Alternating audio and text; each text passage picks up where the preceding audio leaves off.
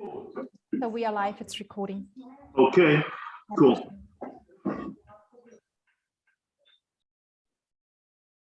Shri Guru Guranga Gandavika Giri Hari Radha Vinod Bihari Jew Ki Jai, Radha Govinda Jew Ki Jai, Radha Ras Bihari Jew Ki Jai, Radha Vinod Bihari Jew Ki Jai, Nitilil Pravishram Vishnu Pada Stotar Satashi Shrimad Srila Bhakti Vedanta Narayan Goswami Maharaj Ki Jai, Nitilil Pravishram Vishnu Pada Stotar Satashi Shrimad Srila Bhakti Vigyan Bharati Goswami Maharaj Ki Jai, Nitilil Pravishram Vishnu Pada Stotar Satashi Shrimad Srila Bhakti Vedanta Swami Maharaj Ki Jai, Nitilil Pravishram Vishnu Pada Stotar Satashi Shrimad Srila Bhakti Raksha Shri Goswami Maharaj Ki Jai, Nitilil Pravishram Vishnu Pada Stotar Satashi Shrimad Srila Bhakti Madhav Daita Goswami Maharaj Ki Jai, Srila Bhakti Daita Madhav Goswami Maharaj Ki Jai, Nitilil Pravishram Vishnu Pada Stotar Satashi Shrimad Srila Bhakti Pramod Puri Goswami Maharaj Ki Jai, Nitilil Pravishram.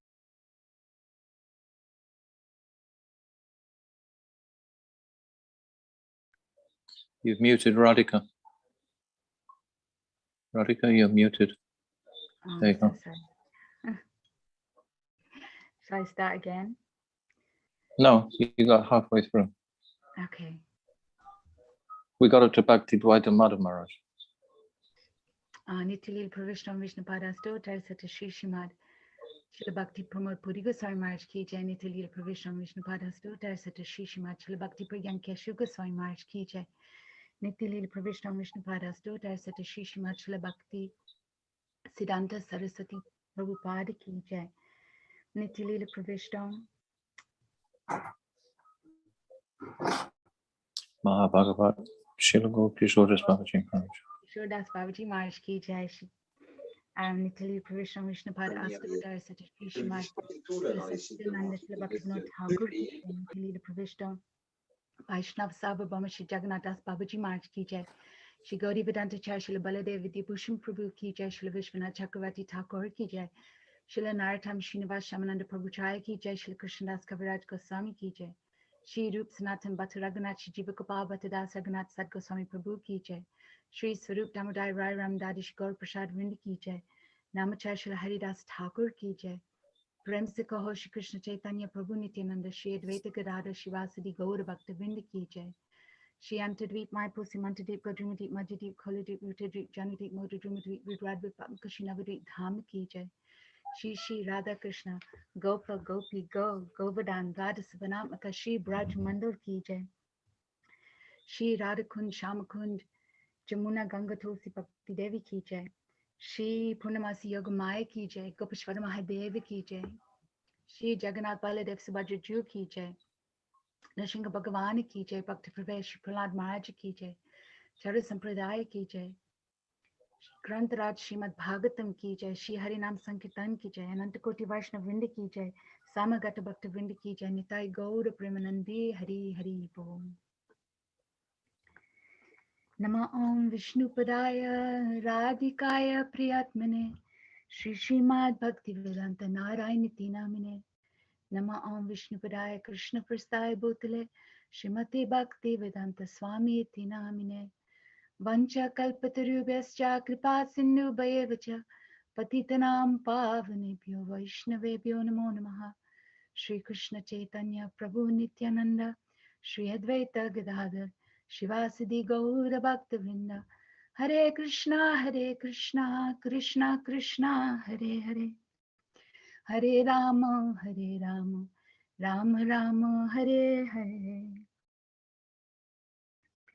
So we're saying Braja Janamana Sukhakari. It's page 366 in the Gaudiya Gita Kuch. Shri Radhe Braja Janamana Sukhakari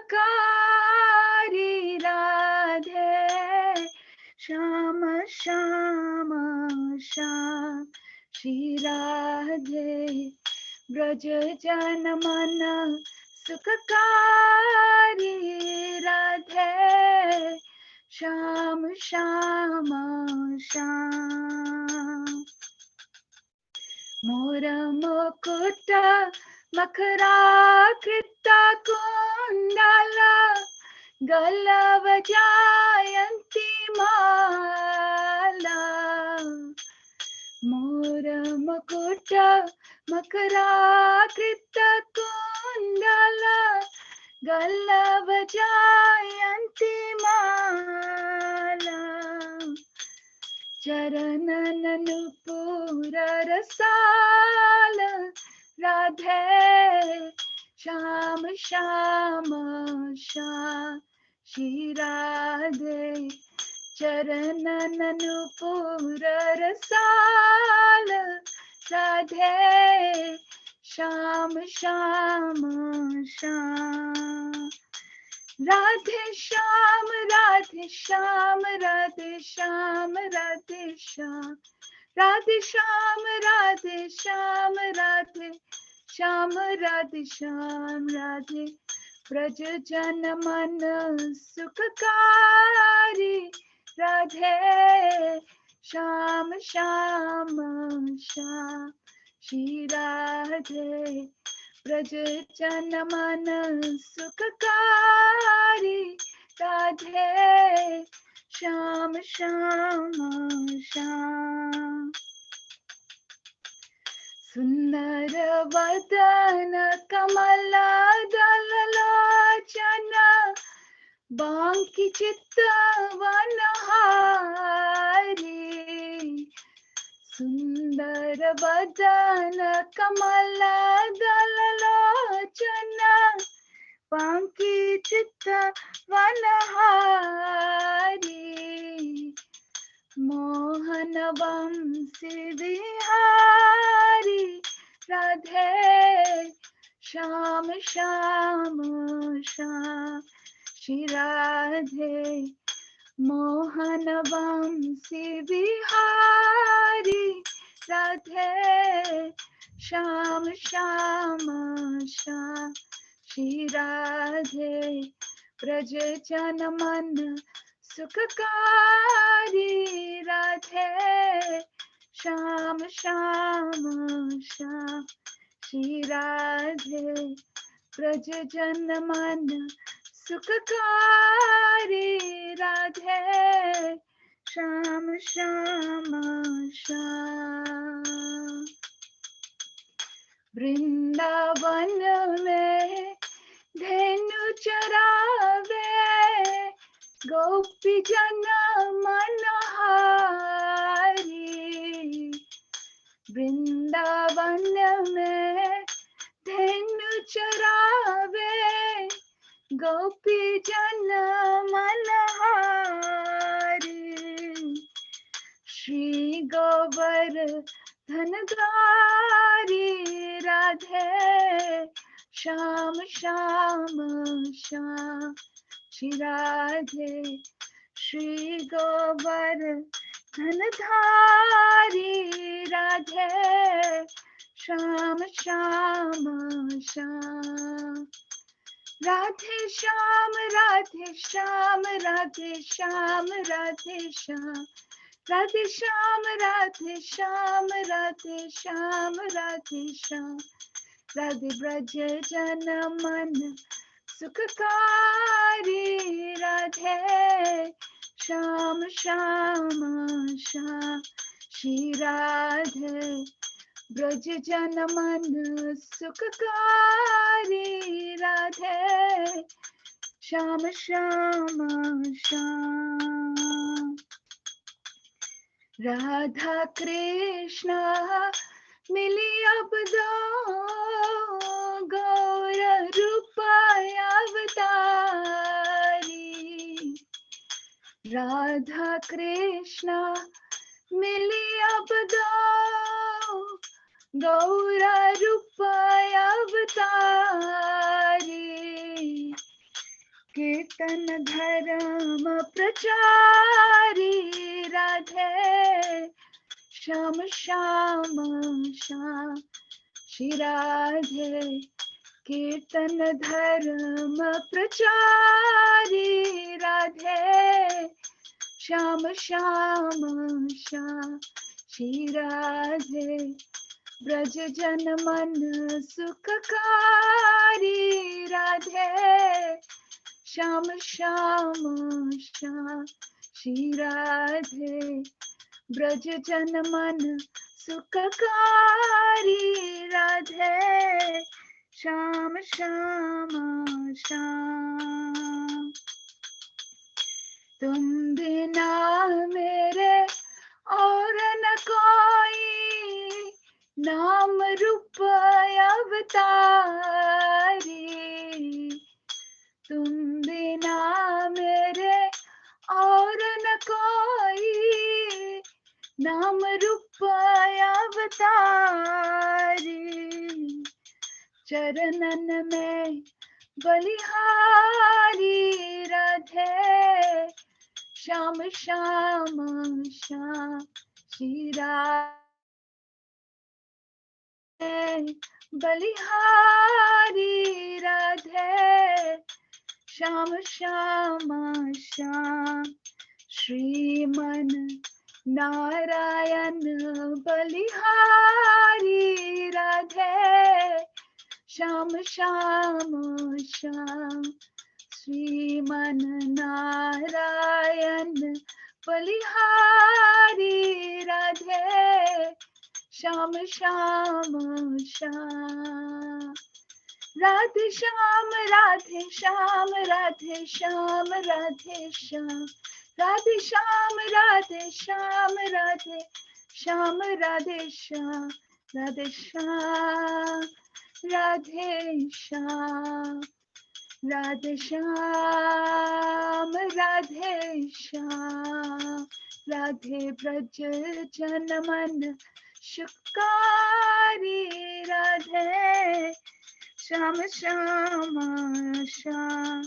Radhe Braj जन मन सुखकारी राधे श्याम श्याम श्याम।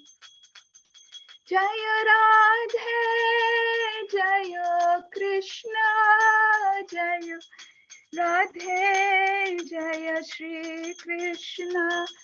जय राधे जय कृष्ण जय राधे जय श्री कृष्ण। जय वृंदावन धाम जय गिरि गोवर्धन। वृंदावन धाम जय गिरि गोवर्धन। जय वृंदावन धाम जय गिरि गोवर्धन। वृंदावन धाम जय गिरि गोवर्धन। जय सच्चिदानंद जय गौरा हरि। सच्चिदानंद जय गौरा हरि। जय सच्चिदानंद जय गौरा हरि। जय सच्चिदानंद जय गौरा हरि। जय हरि नमः जय हरि नमः जय हरि नमः जय हरि नमः। जय हरि नमः जय हरि नमः। हरि नमः जय हरि नमः। जय जय गुरुदेव गुरुदेव गुरुदेव। जय जय गुरुदेव। जय जय गुरुदेव गुरुदेव गुरुदेव। जय जय गुरुदेव। निताय गौरा हरि बोल हरि बोल हरि बोल। निताय गौरा हरि बोल। निताय गौरा हरि बोल हरि बोल हरि बोल। निताय गौरा हरि बोल। निताय गौर प्रेमानंदी हरि हरि बोल। Nandi Hari Bo. Thank you, dear Radhika. Thank you so much. Always a beautiful start to our Kartik 2021 program. Vanchakalpa Turbischa, Kripa Sindhuevacha, Patitnam Pavanabhyo, Vaishnavabhyo Namanama. Om Gyan Tiramandasya Gyanjana Salakaya Chakshu Militam Yena Tashmai Shri Guru Namaha. Trinada Pi Sunichana Tarora Pi Sahishnana Amani Namanadina, Kitni Sadahari,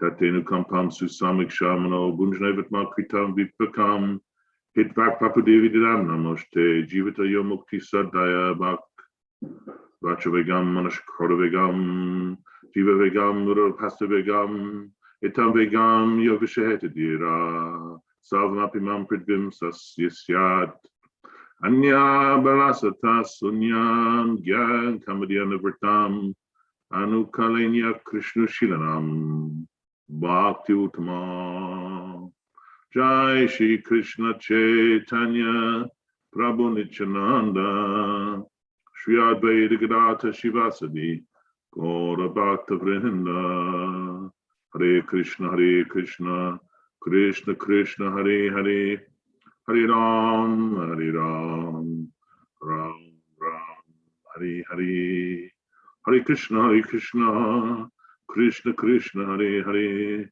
Hare Ram, Ram Ram, Hare Hare, Hare Krishna, Krishna Krishna, Hare Hare, Hare Ram, Ram Ram, Hare Hare. My unlimited Shashtanga Dandavats to my most merciful Gurudev, Srila Bhaktivedanta Narayana Goswami Maharaj, to Srila Prabhupada, to the whole of the Parampara, to Srila Raghunath Das Goswami, Srila Jiva Goswami, to Lord Nityananda Prabhu, Lord Chaitanya Mahaprabhu, and to Shri Radha and Krishna. And my Dandavat Pranams, Shashtanga Dandavat Pranams, over and over again, to the most beautiful assembled devotees who have come to honor and worship and absorb themselves in this Kartik Raj Lila, and to all those devotees watching on YouTube and Facebook and future recordings. And also I'd like to honor all devotees who are honoring Kartik around the world. Hare Krishna, and good morning or good afternoon or good evening, depending on where you are. Very, very excited and enthusiastic to be introducing our fourth day of Parikrama, Saturday, the 23rd of October. And we have, as usual, a beautiful lineup. We have Shripad Bhaktivedanta Nemi Maharaj, we have Shripad Bhaktivedanta Sri Dandi Maharaj, and then our latest session, which is at 6 p.m. UK time, we're very fortunate to be welcoming Srimati Shamrani Didi, Shripad Bhaktivedanta Bhagavat Maharaj, and Sriman Prem Priyojan Prabhu. Today is a very, very fortunate and beautiful, auspicious day. The locations we're going to are, top of the world, top of the whole cosmic universe, manifest and unmanifest. To Sri Damada Temple, to Srngara-vata, to Seva-kunja and Imlitala. So it's more than just an action-packed day. It's it's one of the most Rasika days today.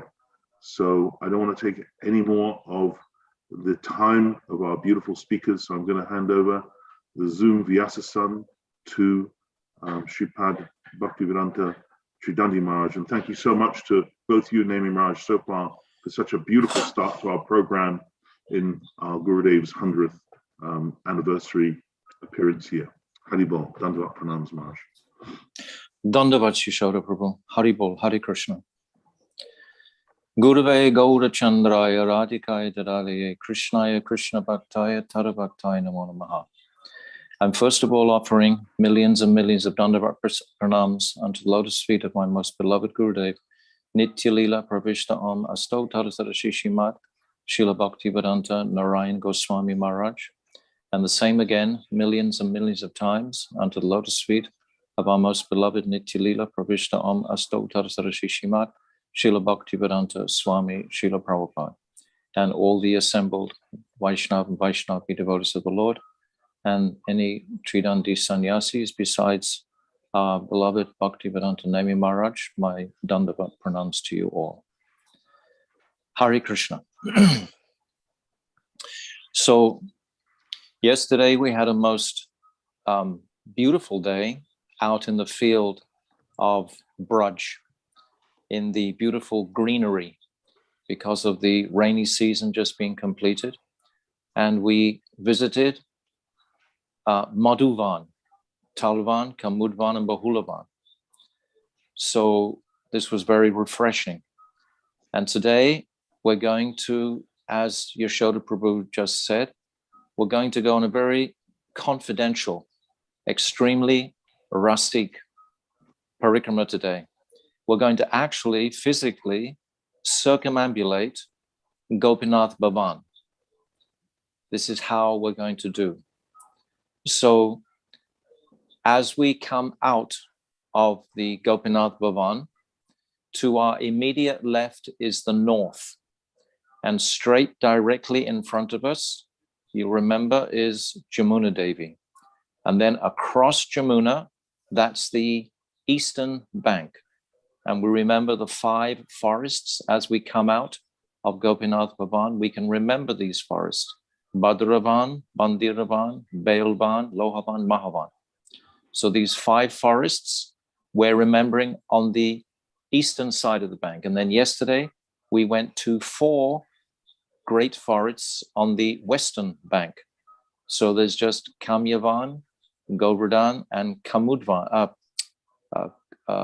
Kadirvan to actually visit also, but we're going to go to many holy places in between. So if Manjalali would like to put that Vrindavan map on the screen so the devotees can orientate themselves just now. So this is a map of Vrindavan. And we can probably straight away, we can pick Jamuna, and maybe we can see Seva-kunja there. Seva-kunja, put the cursor on Seva-kunja, Manjalali. Manjalali. Yes, I'm here. Seva-kunja. Seva-kunja? Where is it here? In the middle? No. Yes, yes, okay. Seva-kunja, okay. I think you're as orientated as many. So this is Seva-kunja. And then we see number 1, I think, is going to be, where are we? Number 1? No. Imlitala is number 6. Yeah, here's Imlitala. So 6, Imlitala 6.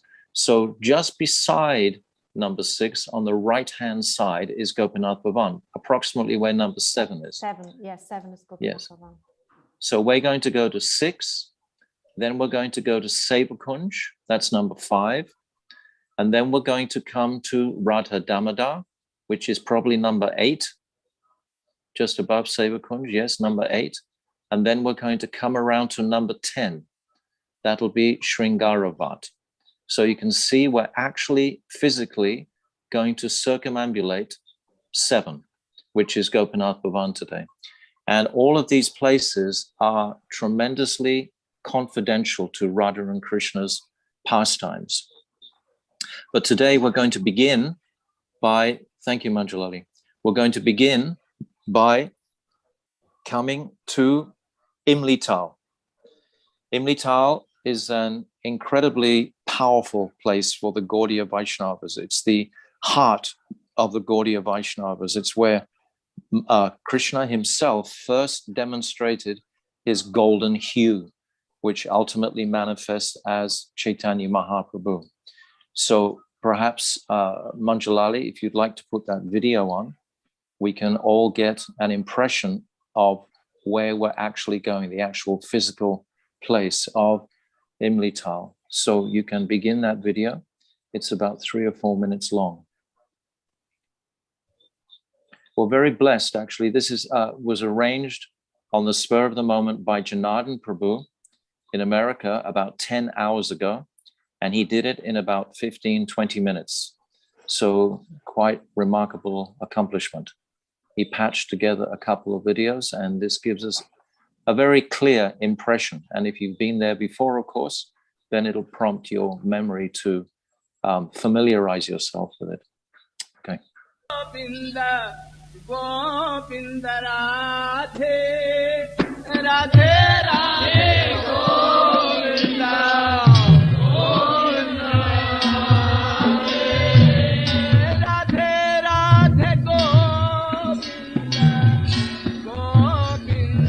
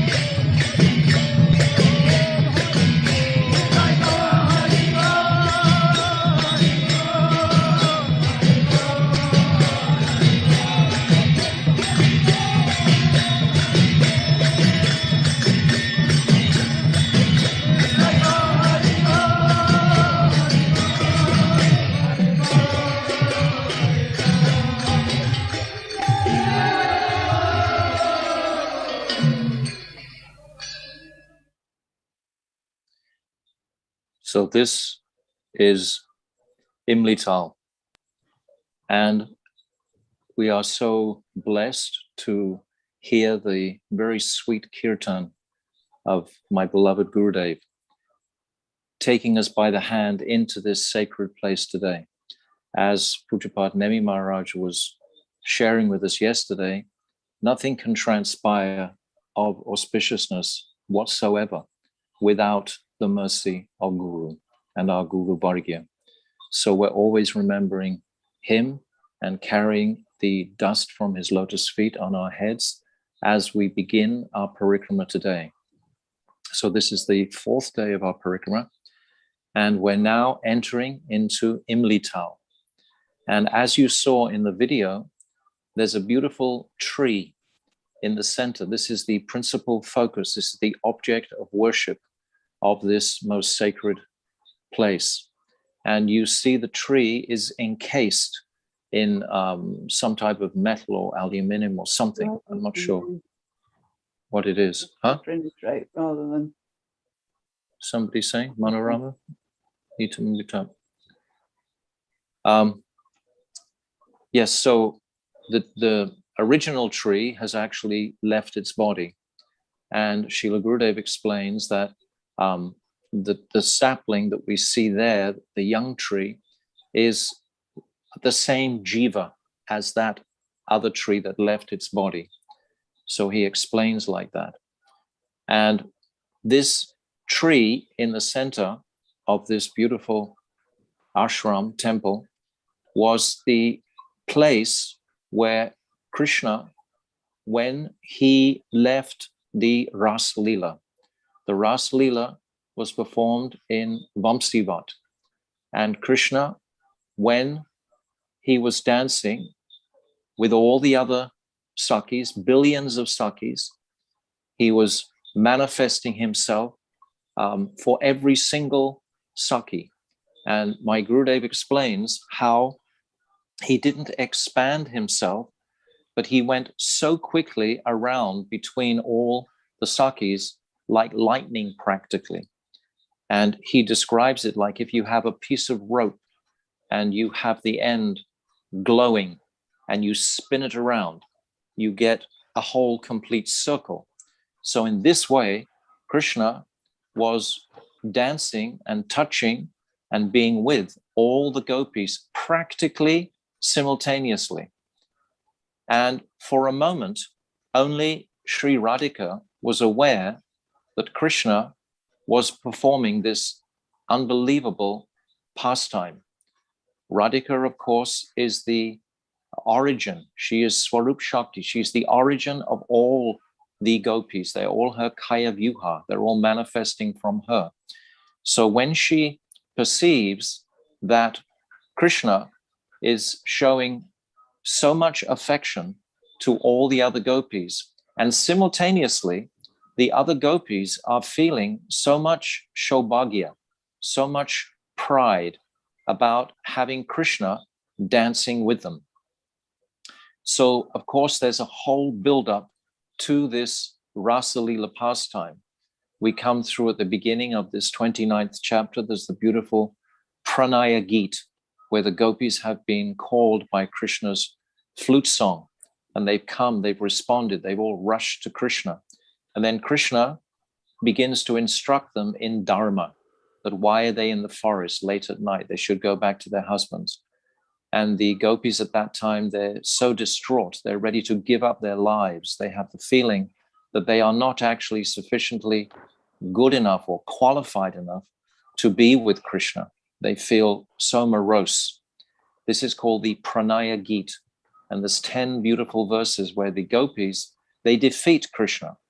They explain that actually Krishna is their guru. So first they should honor Krishna as guru in Krishna's instructions on dharma, etc.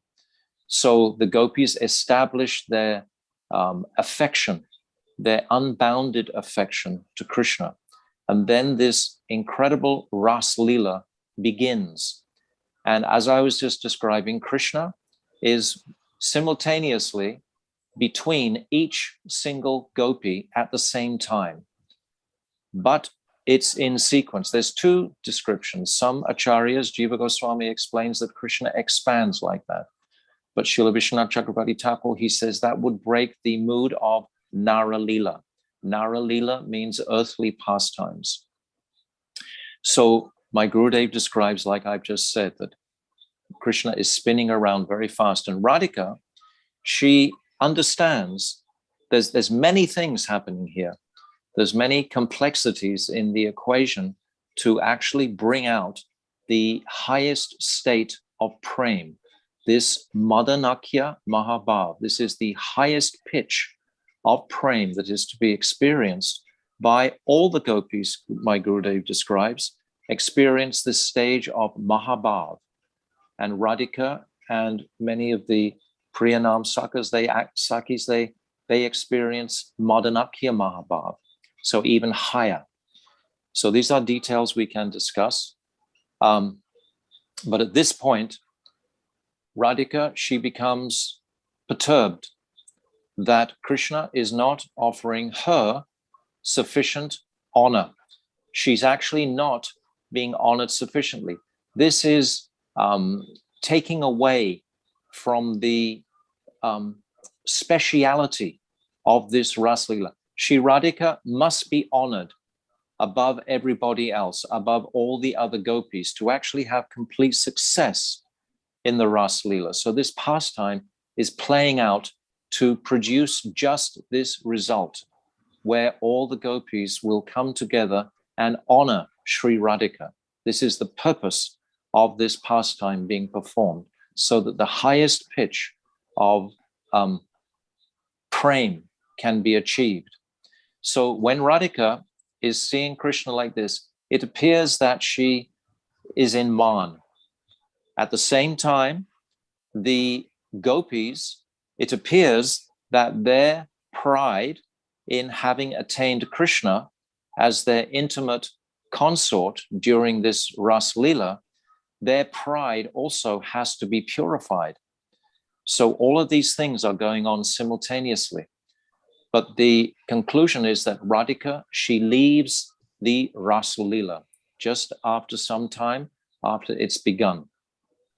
And the very moment she leaves, then Krishna also leaves. He follows her. Without Radhika in the Vraja-mandala, Krishna has no attraction anymore. Radhika is the jewel that is holding everything together. So when she leaves, Krishna immediately follows her to pacify her man. And the gopis, of course, they become distraught. And we'll discuss that more at Srngara-vata. Actually, today, dear devotees, we're going to be discussing this whole Rasa Lila practically for the whole next 2.5 hours, because the journey that we're taking today plays out around this Rasa Lila. Everything is central to this Rasa Lila pastime and the amazing dynamics that take place within it. So Radhika has left, and Krishna also leaves the Rasa Stali. And it's described that even the enormous amounts of prem that the gopis are feeling towards Krishna at this point cannot check him. Krishna is described like an elephant walking against the current. Only an elephant can walk strongly against an opposing stream. So Krishna is walking like an elephant away from the current of the other gopis' prem in order to find Srimati Radhika and pacify her. So this pastime, which we're principally also going to describe at Srngara-vata, this is where Krishna, he meets Radhika and pacifies her man. So this will be described at Srngara-vata. But when they're walking together through the forest after this, Radha and Krishna, then Radhika becomes aware that the other gopis are searching for them piteously. There's a very beautiful chapter, this chapter 30, where the gopis are described like demented, mad women. They're in a stage called Divyan Mad. and the height of their separation from Krishna, because they've just experienced the sweetness of Krishna in the Ras Lila. And now Krishna has left them. So their separation, it's gone from one extreme to the other, is absolutely devastating for the gopis. So Radhika, when she's with Krishna, walking through after Krishna has pacified her man, they're separated from the other gopis. Then Krishna and Radhika, she realizes what's happening to the other gopis, and she actually wants the other gopis to catch up with them. She's missing her friends. So she says to Krishna, oh, I'm too tired to go any further. So Krishna says, oh, sit on my shoulder and I will carry you to another kunj. So as Radhika goes to sit on Krishna's shoulder, Krishna disappears completely. And Radhika, she falls piteously to the ground. Hey Nata Ramana Prishta Kwasi Kwasi Mahabhuja. She cries out in great lamentation. She's saying that, oh, my master, my beloved, my dearest one, where have you gone? This is a very, very beautiful verse that actually Madhavendra Puripad, he also reflects this verse when he's leaving his body himself. He chants another verse very similar to this. Ayedina dayadrinatahe mathuranath kadavalokite. So these two verses are invoking an appreciation of the extent of their separation. But when Krishna leaves Radhika, this is the point to come back to our subject of Imlitala.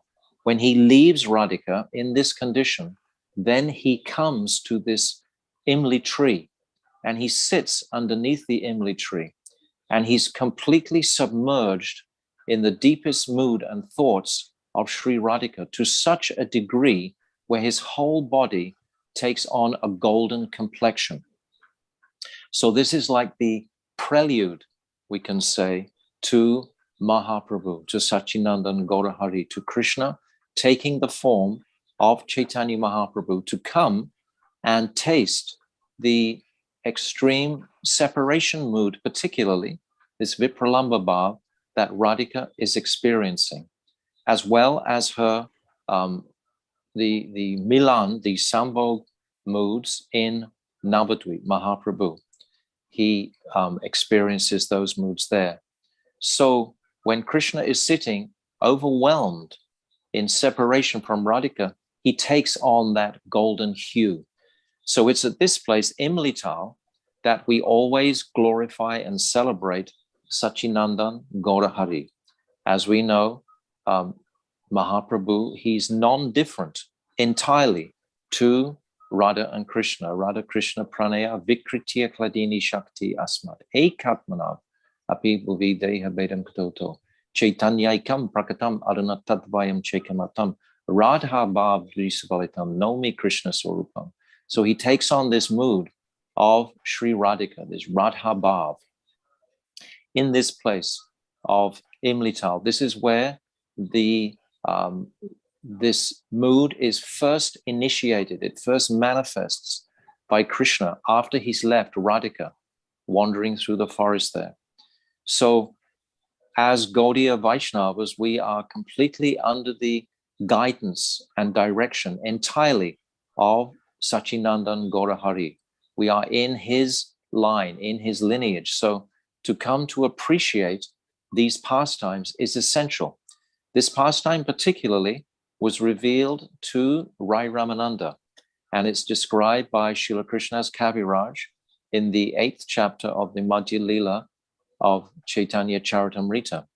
And within that chapter, the beautiful exchanges between Mahaprabhu and Krishna are really brought out for our contemplation and our appreciation of the speciality of the relationship between Radha and Krishna.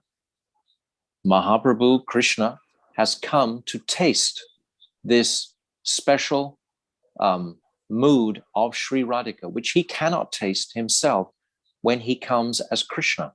When Krishna manifests 5,000 years ago, Krishna is Raso Vaisa. He's tasting or he's receiving all the love and affection from all the residents of Vrindavan. It's described one analogy that Krishna is like the sugar, and all of the Brijvasis and all of the other personalities, they're all experiencing the sweetness and speciality and taste of the sugar. But the sugar itself, how will it experience a similar taste? Because it's described that the taster is actually experiencing a higher state of bliss than the actual object of taste, Krishna himself. So this is remarkable, and this is the very heart of our philosophy, to appreciate the nature and speciality of Sachinandan Gaura Hari. He is Krishna as the sugar, as the sweetest personality, and all are experiencing his sweetness. But now Krishna himself wants to taste his own sweetness. How can he possibly do that? He takes the mood of his greatest devotee, that ashraya, that person who is tasting the Vishaya. Krishna is the Vishaya, and all who are tasting him are called the ashraya, and they are all tasting Krishna. So Krishna, he takes that intrinsic mood and complexion of Sri Radhika in order to taste that highest speciality of her love for him. This Sri Radha Pranaya Vikriti, Sri Radhaya Pranaya Mahima Kidrisho Vanaiva Swadyena Buddha Madarima Kidrisho Amadiya Sokyam Kasyam Mad Anubhavita Kidrisham Vidiloba Tadbhavadya Samajani Sachigarvo Sindhu Harindu. That these three desires are in the heart of Krishna. He wants to experience the Mahima, the greatness of Radha's love. He wants to experience the beautiful qualities within himself, these madhurima, adbhuta, astonishing, beautiful qualities within himself. He wants to taste these. He's seen himself as a small boy in Gokul, it's described, Krishna as Kaviraj describes, and he sees his reflection in a column, and he thinks this is the most beautiful boy I've ever seen in my life. And he wants to engage in an affectionate relationship with that boy, but then he realizes that this is a reflection of myself. How can I taste myself? He can taste himself through the moods of Sri Radhika, through the moods of that greatest devotee, that greatest personality who loves Krishna more than millions and billions of lives. So this is the nature of Sri Radhika's prem. And she experiences through that love for Krishna this highest state, which is called Madanakiya Mahabharat. Now, Krishna, my Gurudev describes, doesn't experience this Madanakiya Mahabharat. Madanakiya Mahabharat is in two phases. There's Rudha and Adiruddha.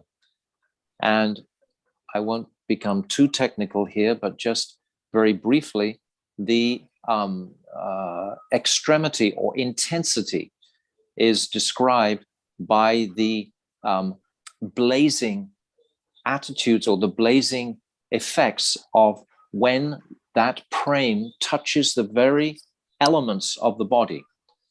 Then it ignites such a powerful bhav that it is the pinnacle of relationship, the pinnacle of bhav, which is Madanakiya Mahabharat. So that is when the principal elements of the body are impacted by the power of prem, and then they begin to blaze. So when 5 bhavs are blazing, this is called Rudha, and when 8 bhavs are blazing, this is called Adiruddha. So Krishna, he doesn't experience this himself. He experiences Mahabhav, but not these higher stages. So he wants to taste these higher stages that Sri Radhika experiences. So therefore, he wants to take that mood and speciality of Sri Radhika so that he can taste himself and experience the bliss of these highest aspects of prem, this Madanakiya Mahabhav. So by taking that mood, then he's able to taste in the form of Chaitanya Mahaprabhu, particularly in the mood of separation in Puri. In Puri, he experiences this Vipralamba Bhav to such a degree where his body becomes transformed unbelievably, like a tortoise. All his limbs become drawn into his body, and he falls down amongst the cows at the Srngara-vata gate. And then his body becomes completely elongated when he falls into the ocean in praying. So these are exhibitions of these sattvika bhavs, when these emotions are impacting the very core of the existence in the body. These material elements, earth, water, fire, air, and ether, are being impacted by the intensity of praying to produce these phenomenal exhibitions. In Puri, it's described as Aishwarya Bhav, because Mahaprabhu, he exhibits these extraordinary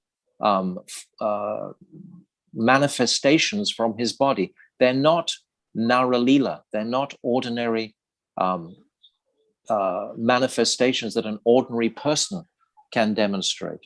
They're from completely the apricot realm. They're not from this world. Therefore, Puri Dham itself is known as Aishwarya Dham. It's Vipralamba Dham. So Krishna, he's sitting in Imlitala, and he's going into that golden complexion, and that golden complexion is the form eventually of Chaitanya Mahaprabhu 5,000 years later, when Mahaprabhu comes. When Krishna was here 5,000 years ago, nobody could really understand extensively the relationships that Krishna was engaged in Vrindavan with all the gopis. This wasn't really opened out to practically anyone. Perhaps a few Siddha Purushas understood the extent of Krishna's relationship with the gopis in Vrindavan, but it was very much covered. But when Mahaprabhu comes with his extraordinary karunamayi, with his extraordinary mercy, he opens out the reality of Krishna's pastimes. And he even shows us the nature of Parikrama Bhav, as opposed to Swakiya Bhav, the marital relationship. Only Mahaprabhu can introduce this to the Vaishnava's understanding of Parikrama Bhav. This is extremely confidential. Everything that I've said for the last 15 or so minutes is all extremely confidential, which is like this particular place of Imlitala where we are sitting. So perhaps we can begin to get some sort of impression of the sacred nature, the speciality of this holy place of Imlitala. So when we're in Imlitala, we often chant this very beautiful verse that our beloved Srila Bhakti Pragyan Keshav Goswami Maharaj, he chanted, Radha Chinta Niveshanam Yasya Shanti Apilopinam Shri Krishna Charanam Brande Radha Lingitam Vigraham. And this is saying that the form of Krishna takes on a golden complexion. And this is why Srila Bhakti Pragyan Keshav Maharaj, he places the white Krishna in all of his temples. So it's coming from this pastime at Imlitala. This is like the root of the pastimes to bring out the extraordinary flavor of Chaitanya Mahaprabhu. So I've tried to pack many things into a very short amount of time. And probably I've left quite a few ends just hanging there, but we can go over later. But I just wanted to basically throw everything out, and those who are familiar with these topics will be able to string them together. And if anyone wants to ask anything in particular, if we have time at the end, I'm very happy to go over this. Or if even Yashoda now has a question. Yeah, I have a couple of, that's beautiful, astounding Katara Maharaj. I have a couple of quick questions. You said in the Pranayama Gita where the gopis say Krishna, he's guru, then there's the Rasa Lila where Krishna doesn't expand, rather he's with every gopi at the speed of light. You said it has to be that way, or is explained that way, because otherwise it would break the Nara Lila. Why would that break the Nara Lila? If Krishna expands, then into many, many forms, that's not human-like pastime. That would not be a human-like pastime. But if he's going at the speed of light, that's not human either. But that can be called, still termed. I mean, someone who's point of view, it's like. No, but if you're really fired up, you can actually probably just speed around at the speed of light, you know, in some exceptional circumstances. Krishna is the Supreme Personality of Godhead, but he's not actually expanding. You know, it's like lifting Govardhan Hill is still not considered Aishwarya because the gopis are not considering that he's lifting it. And simultaneously, what you just said is correct, that the gopis are not considering that he's actually expanded. They're considering that he's right there with them. And he is right there with them. That's the truth. That's why they're realizing it. So the when the gopis are, you describe them as in like a demented mood when they're looking for Radha and Krishna. What was that mood called? I couldn't hear. Divyon Mad. Oh, Divyon Mad. And they're asking the trees, they're asking the bushes, they're asking the deer, they're asking so many of the forest personalities, where did Krishna go? I want to describe this particular aspect more at Srngara-vata, because Srngara-vata and Imlitala are integrally connected, because Srngara-vata is where Krishna catches up with Radhika and decorates her and pacifies her man. And then it's after Srngara-vata that Krishna comes to Imlitala, where we are now. So we have to piece the whole picture together. So they're very much related, Imlitala and Srngara-vata. That's why we go to them both in the same day.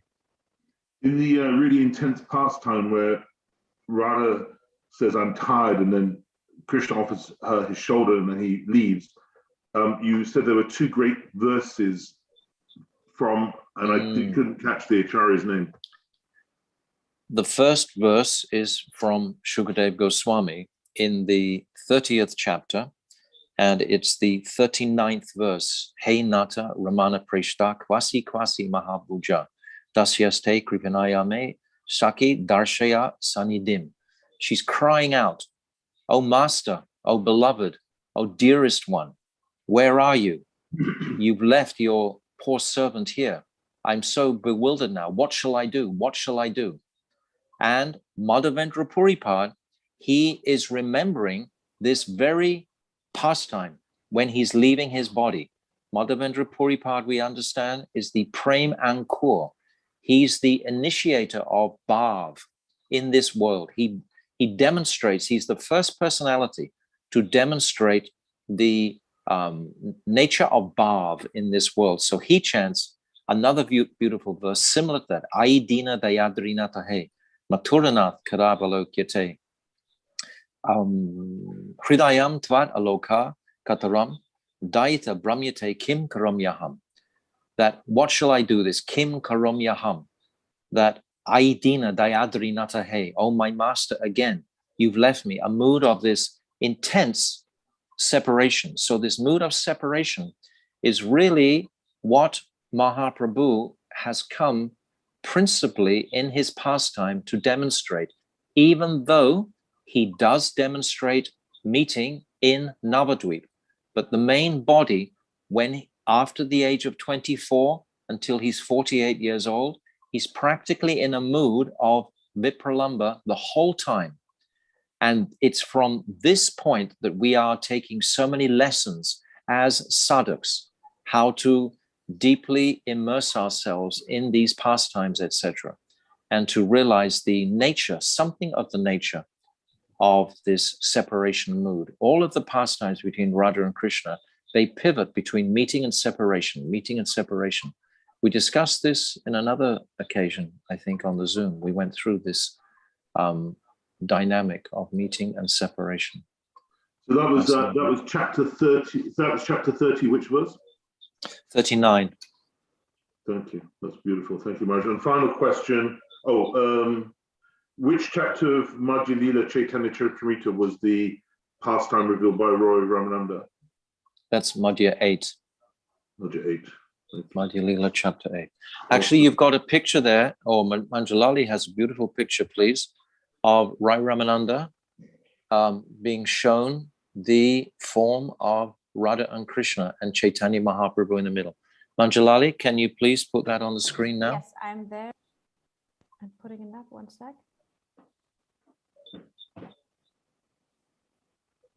I think pictures, they tell thousands of words. Bhaktivedanta Swami Prabhupada has said. And videos, thousands of pictures. Yes, yes, true. But this is just. Can you see it? Yes, thank Wow. you. So you see this beautiful picture? Wow. This is Mahaprabhu. He's speaking with Rai Ramananda. And Rai Ramananda is who? Vishaka. And Vishaka, who is born at exactly the same moment as Radhika, is such a confidential personality. So Mahaprabhu, actually Vishaka can see with his own vision that this is not just a sannyasi, this is actually Krishna directly, but it's Krishna covered with a golden complexion.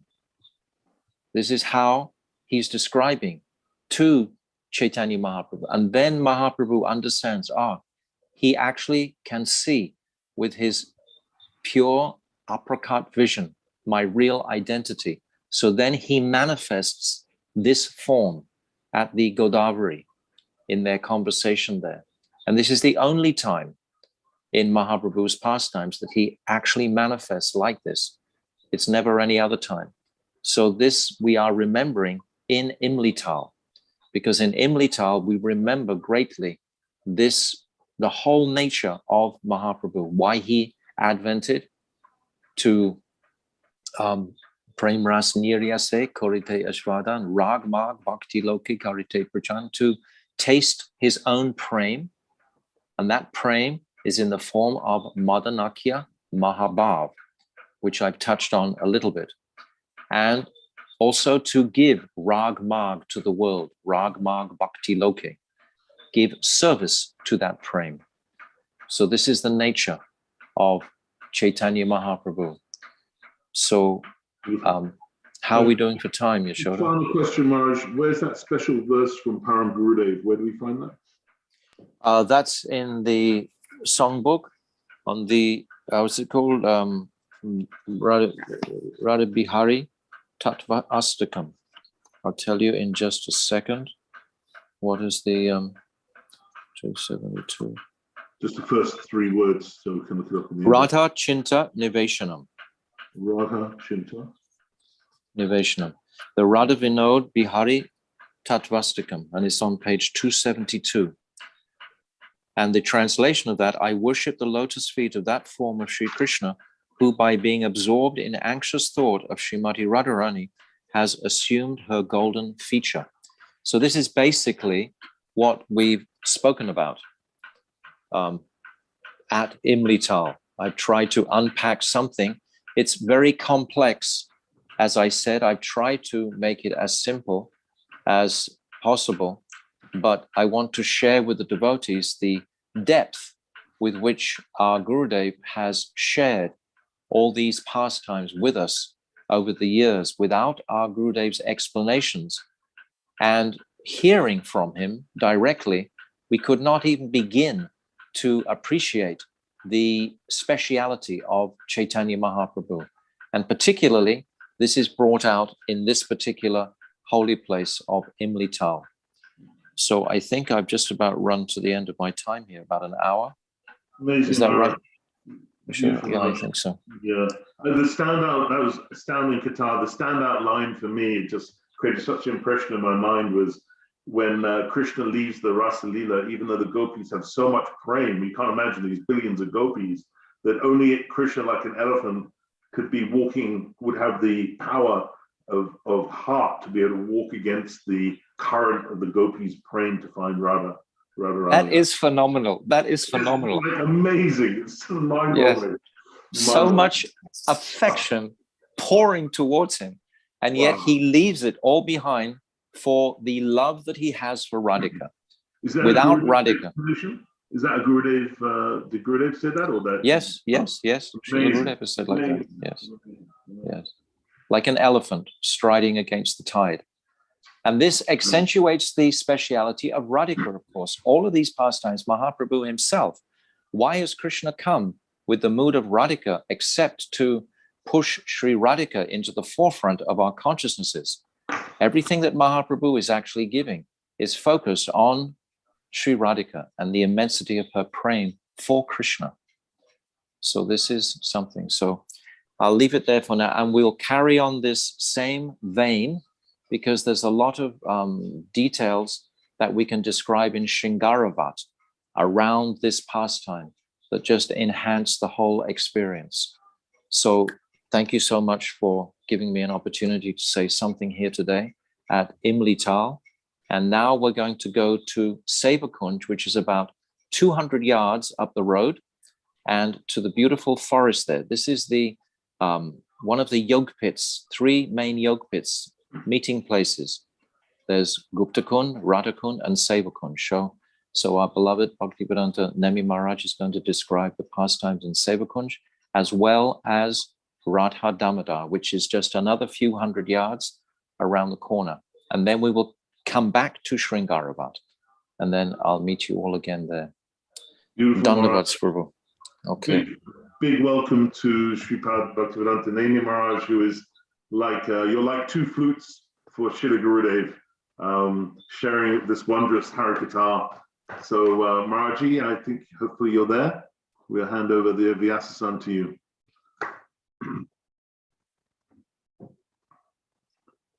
Dandavat Nemi Maharaj? No?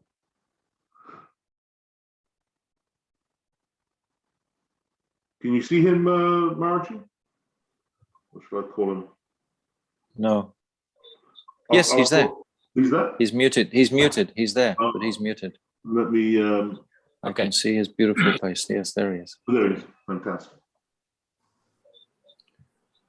Gyantimirandhasya Gyananjana Shlakaya Chakshurunmilitan Yena Tasmai Shri Gurave Namaha. Nama Om Vishnupadaya Krishna Prasthaya Bhutale Srimate Bhaktivedanta Swaminiti Namane. Nama Om Vishnupadaya Radhikaya Priyatmane Shri Srimad Bhaktivedanta Narayaniti Namane. Nama Om Vishnupadaya Gaura Prasthaya Bhutale Shri Srimad Bhakti Vigyan Bharati Iti Namane. Vancha Kalpatarubheshta Kripa Sindhubhyevacha Putitanam Pavnebhyo Vaishnavebhyo Namo Namaha.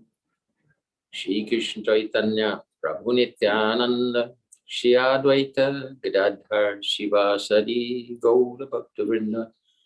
Hare Krishna, Krishna Krishna, Hare Hare, Hare Rama, Rama Rama, Hare Hare.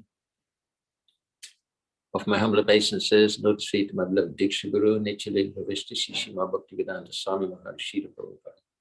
Lotus feet to my beloved Shiksha and Sannyas Guru, Rupa Nugavada Shishima Bhaktivedanta Narayan Goswami Maharaj Gurudev. Lotus feet to my beloved Shiksha Guru, Shri Bhaktivedanta Bharati Maharaj. All our Rupa Nuga Guru Varga offer obeisances to all devotees present and watching, headed by our Chidandigan, Pujapad Shri Chidandi Maharaj, all senior devotees, Hare Krishna. So today, I'll attempt to speak something about Seva-kunja and Sri Radha-Damodara Temple. And this is such dense subject matter, incredibly dense subject matter. So, just pray at Srila Gurudev, Srila Prabhupada's lotus feet that we can get a taste, a reflection, a spark, a drop of their moods, transcendental moods of Vrindavan. This Braj Bhav, there were many, our acharyas before Srimad Puripad, they had Bhav and prem. But Srimad Puripad, he was the first one who actually manifested Braj Bhav, the mood of Braj. Spontaneous, not spontaneous bhakti exactly. It's the spontaneous attraction of the soul to Krishna. And then this he gave to Sri Ishwara Puripad, and Ishwara Puripad was a disciple of Sri Chaitanya Mahaprabhu, and he has manifested this through his followers especially. He himself manifested Braj Bhav, but the special bhav for which we aspire, the mood of serving Srimati Radhika in her beautiful pastimes with Krishna. Sri Chaitanya Mahaprabhu, he distributed that through his followers, especially the 6 Goswamis.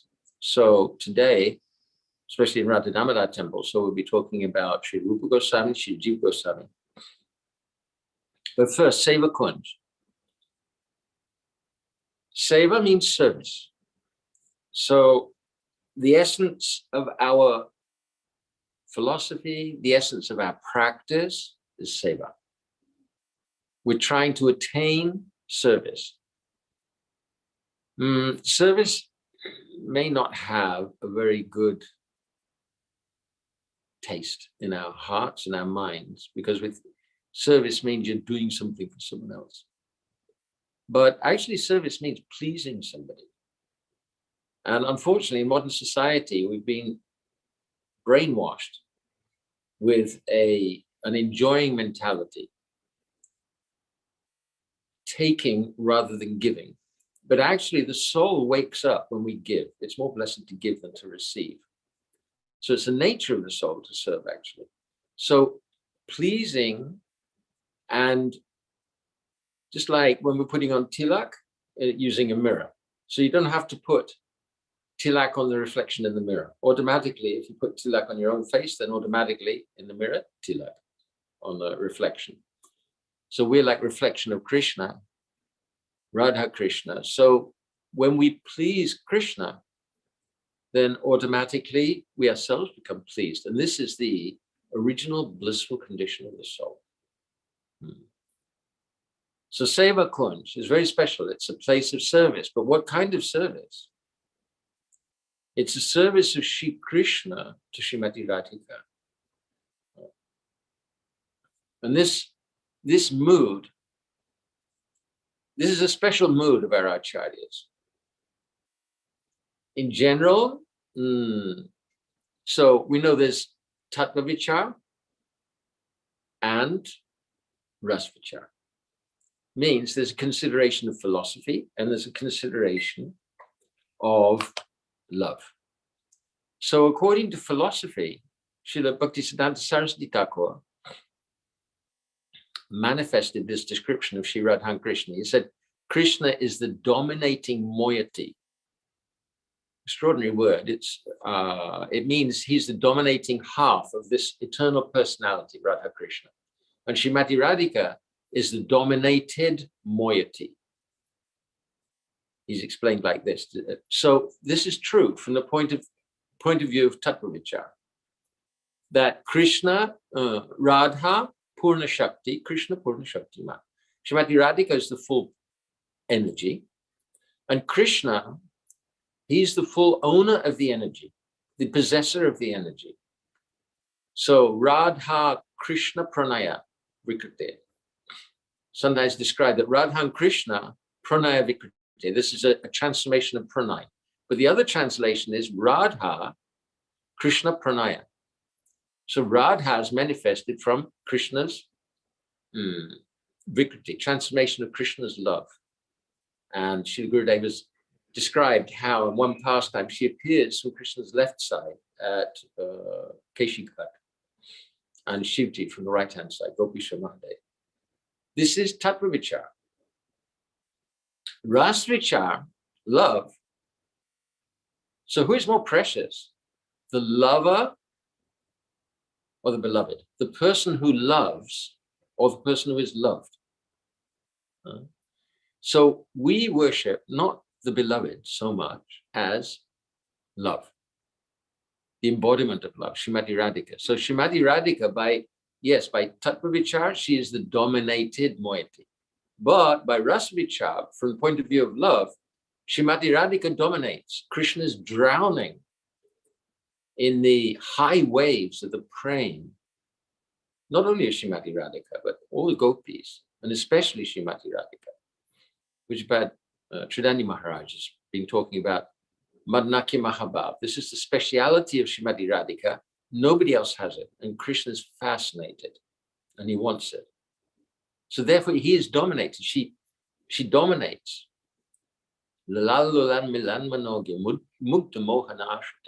Krishna's like a rabbit. You know, when the snake hypnotizes a rabbit, so Krishna's like helpless in her love and fascinated. So this is Srila Gurudev's heart. Our Acharya is like this, and Srila Gurudev unashamedly manifested this mood. When I was staying in Mathura, so I became a little familiar with the temple, and on the top, you know, there's a dome like in all the temples, so that you can't stand right on top of the deities. And in that dome, there's a picture of Radha and Krishna together. It's like the word that comes to mind, a little primitive. Seva-kunja picture. And Srila Gurudev manifested the most beautiful version of that through Shamarani Devi. So she's so fortunate that Krishna painted this picture. Srila Gurudev painted this picture through Shamarani Devi. And that's in the Seva-kunja altar in Rup Sanatan Mandir. Krishna has put his flute at Srimati Radhika's lotus feet, and he's making advances to her, and she's putting a veil up, but her eyes are towards Krishna. She's crying and he's crying. And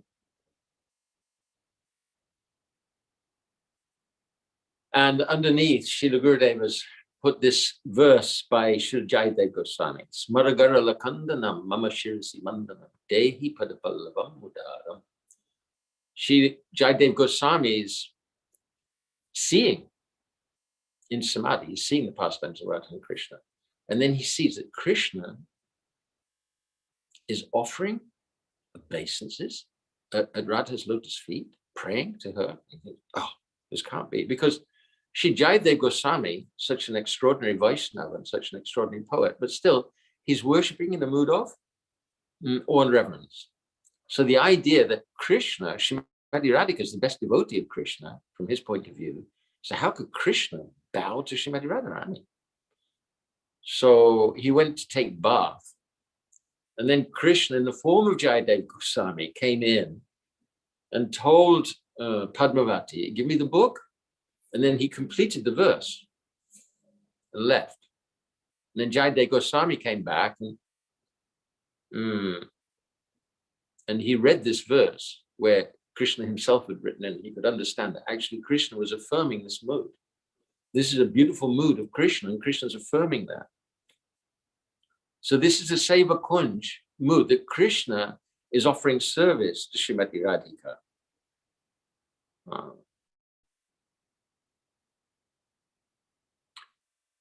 Srimati Radhika has 8 Sakhis. Lalita Vishaka, Champakalatha, Induleka, Rangadevi, Sudevi, Tungavidya, Chitra. So each of these 8 Sakhis is a manifestation of one of the moods of the heroine. And Srimati Radhika is, so it starts with Abhisarika, going off to meet the hero. And then there's so many moods in between. Sometimes Krishna jilts Srimati Radhika. Sometimes the heroine is waiting for him in agitation. Sometimes she becomes angry, Kandita. Sometimes she becomes angry when the hero turns up, Krishna turns up with late and signs of having been with another Sakhi. And then Sudur Pravas, when there's very serious separation. And the last one, Sadhina Varjika. So after all these adventures of love, finally, hero and heroine are together, and the hero is submissive. Sadhina Varjika. Heroine is subduing the hero. And this is the home mood. This is Srimati Radhika's home mood. after everything, man and everything, finally. And one of the most beautiful manifestations of that is in Srngara-vata that Radha-Damodara Maharaj described. There's a beautiful picture there of Krishna combing Srimati Radhika's hair. This is Keshav. He's combing Srimati Radhika's hair. Srimati Radhika is looking in the mirror and seeing herself and seeing Krishna. She's so happy. And Krishna is also so happy. He wants to serve her. Krishna wants to serve Srimati Radhika. But sometimes he has to manifest extraordinary adventures in order to get to that place. So, Seva-kunja is that kind of a place. It's very, very deep mood, very sacred mood, very confidential mood. Mostly, even if people can understand that, you know, Krishna is a supreme personality of God, then they take the Srimati Radhika as the greatest devotee. And we see in this picture, you know, Krishna is standing on the lotus and Srimati Radhika is kneeling by him and offering flowers at his lotus feet, which is beautiful. But in the Seva-kunja picture, Krishna's he's offering his flute at Srimati Radhika's lotus feet. All these moods are there. So beautiful. So Seva-kunja, it's not very far from Rupa Sanatana Mandir. Just a few minutes, just down the path. Walled in. Now it's got barbed wire. And inside of the gate, we come to the gate.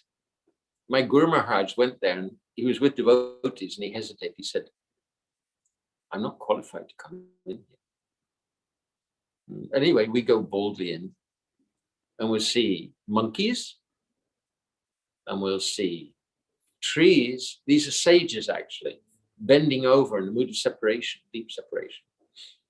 So they fenced part of it. They fenced the paths in to protect us from the monkeys or to protect the monkeys from the pilgrims, whichever way around. And in the middle, there's a most beautiful little temple, exquisite, tiny altar, Radha and Krishna, not deities, but Shilas. Very, very beautiful, and very beautiful paintings on the roof of the altar, of the temple. Srimati Radhika is sitting on the throne, and Krishna's coming up, and she's holding him off, man. This is Braj mood. I've been there once or twice for their Mangalarti. It's so extraordinary. It's not like our singing at all. They're all singing. There are no drums, no mridangas, no kartals, anything. But they're all singing together. It's absolutely astounding. Beautiful. Early in the morning there.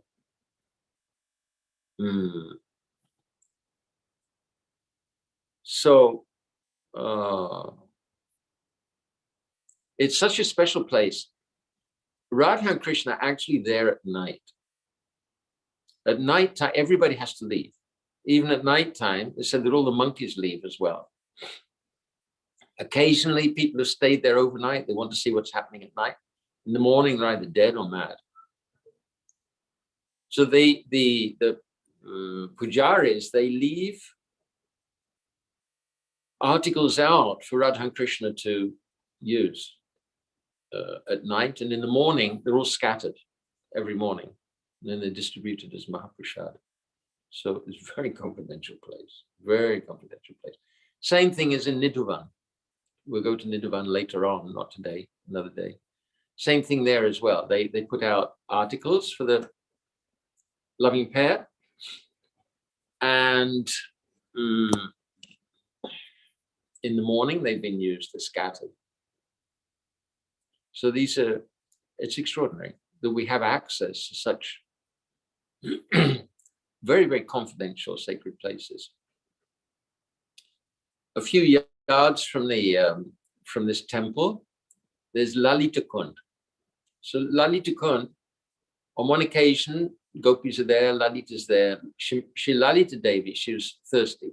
So Krishna, with his flute, as usual, he made a kund, so that she could drink. This kunj is very deep. I mean, when I say deep, you have to go down a long way. You can't go down because it's barred off. But you have to go down a long way, many, many, many steps to get down Lalita Kunj. And then coming out, offering obeisances to Seva-kunja, offering obeisances to the sacred, secret, confidential moods. And then going down, continuing, coming out of Seva-kunja, turning right, going down the gully. And then at the end of the gully, turning left, and we come to Radha-Damodara Mandir. So this is... Maharaj, did you want me to show any pictures of Seva-kunja before you leave? Oh yeah, go ahead, sorry. Yeah, I get too absorbed. Yeah. Just bear with me, I may be a bit slow. Hang on.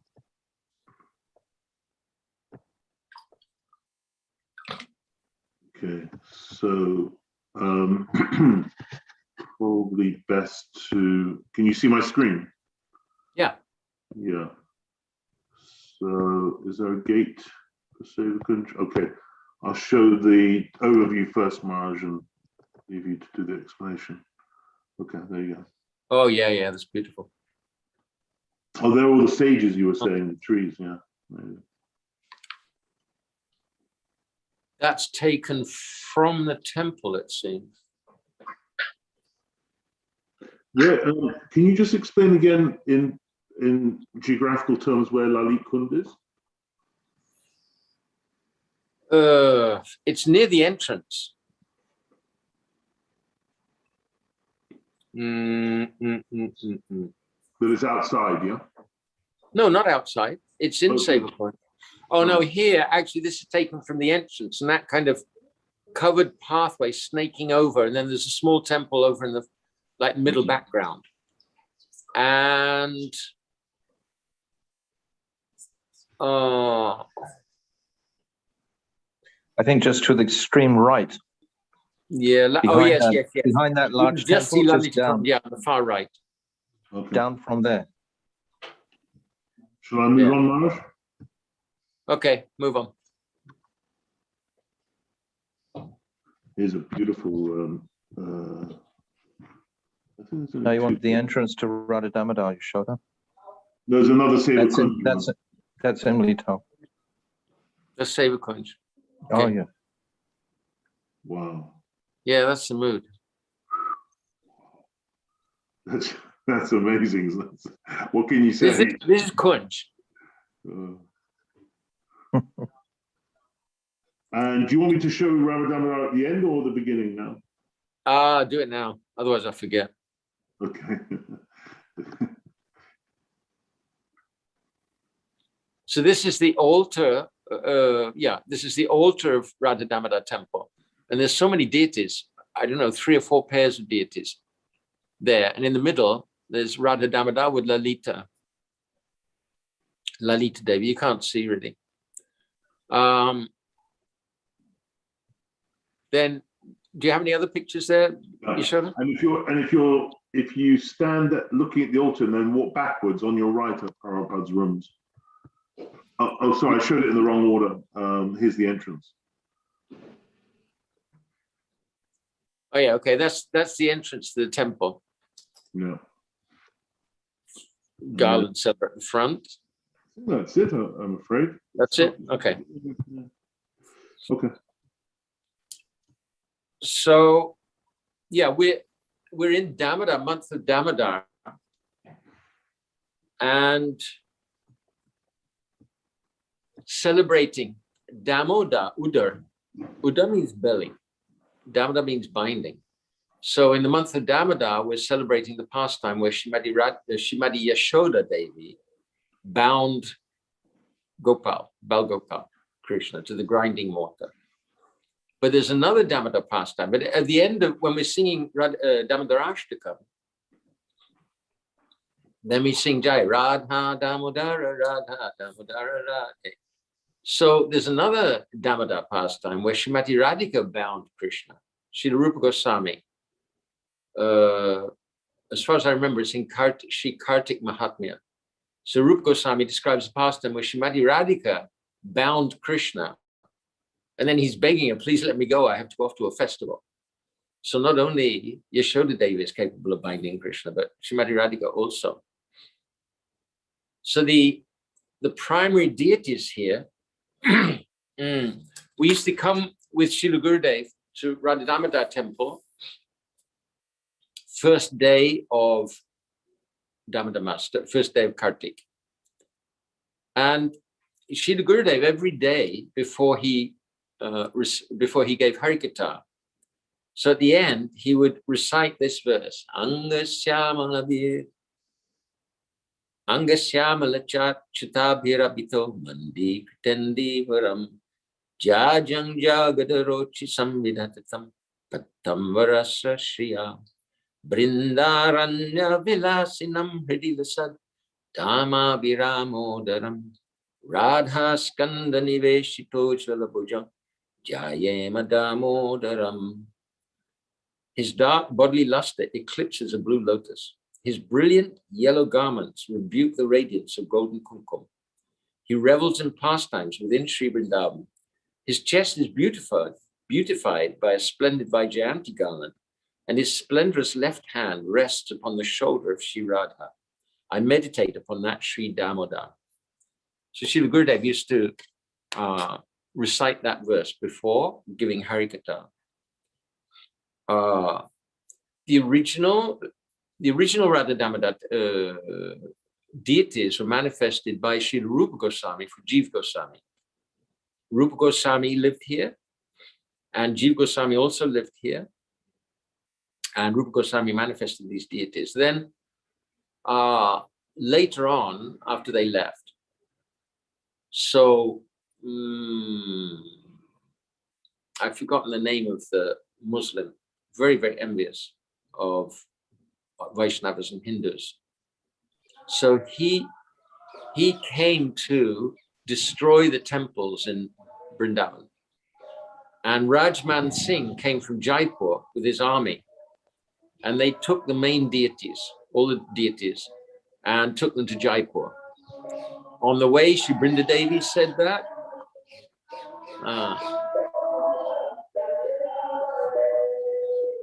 Can you move that? Yeah.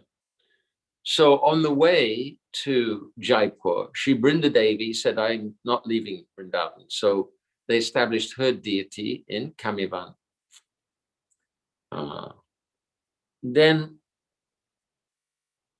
So here in Radha-Damodara, there's so much to speak about, so much to express.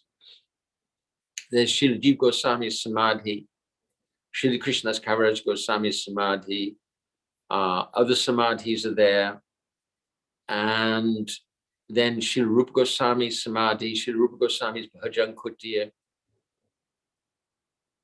and the rooms of my Guru Maharaj, where he lived while he was in Vrindavan. So it's a very, very, very deep place. My Guru Maharaj said it's the most sacred place in the universe, because the 6 Goswamis used to assemble here, and they would exchange Harikatha. It's described sometimes. Sri Gopal Bhatt, Raghunath Bhatt Goswami, he could sing like very, very beautifully, and he could recite any verse from Srimad Bhagavatam with many different melodies. And on one occasion, so he was reciting Bhagavatam, and all the Goswamis, they were manifesting ecstatic symptoms, except Rupa Goswami, was just quite motionless, not manifesting symptoms. But actually, he was so deep, somebody held cotton under his nose, and the cotton caught fire. This pastime we've heard. So, yeah, this is like the center of the universe from one point of view. So when we enter, having offered obeisances to Radha-Damodara, and there's also footprint here. When Sri Sanatana Goswami was aging, Krishna himself appeared to him and said, look, you're performing this huge Parikrama of Govardhan, but you're too old to do this comfortably now. So Sanatana Goswami said, anyway, I've made a vow. So Krishna manifested this stone, Shila, with his footprint and mark of his flute and the footprint of a cow also. And he said, you circumambulate this footprint 4 times, and that would be like circumambulating Giriraj Govardhan. So that's also on the altar there, specially covered up. And Radha-Damodara, there's Lalita on Krishna's right-hand side. And other deities there. So offering obeisances there. Then there's a Parikrama path that goes behind the altar on the left-hand side. So going through there first, immediately there's a little passage. And at the end of that passage, so there's Srila Jiva Goswami's Samadhi. There's a very nice murti there now. So Srila Jiva Goswami, he's, I don't know, Diksha disciple, anyway, Shiksha disciple of Srila Rupa Goswami. He's actually the son of Rupa Goswami's brother, Anupam. And when Sri Chaitanya Mahaprabhu came to Ramkeli, which is actually where Rupa Goswami, Sanatana Goswami, and Anupam, well, they were living. So then they offered baby Jiv of the lotus feet of Sri Chaitanya Mahaprabhu.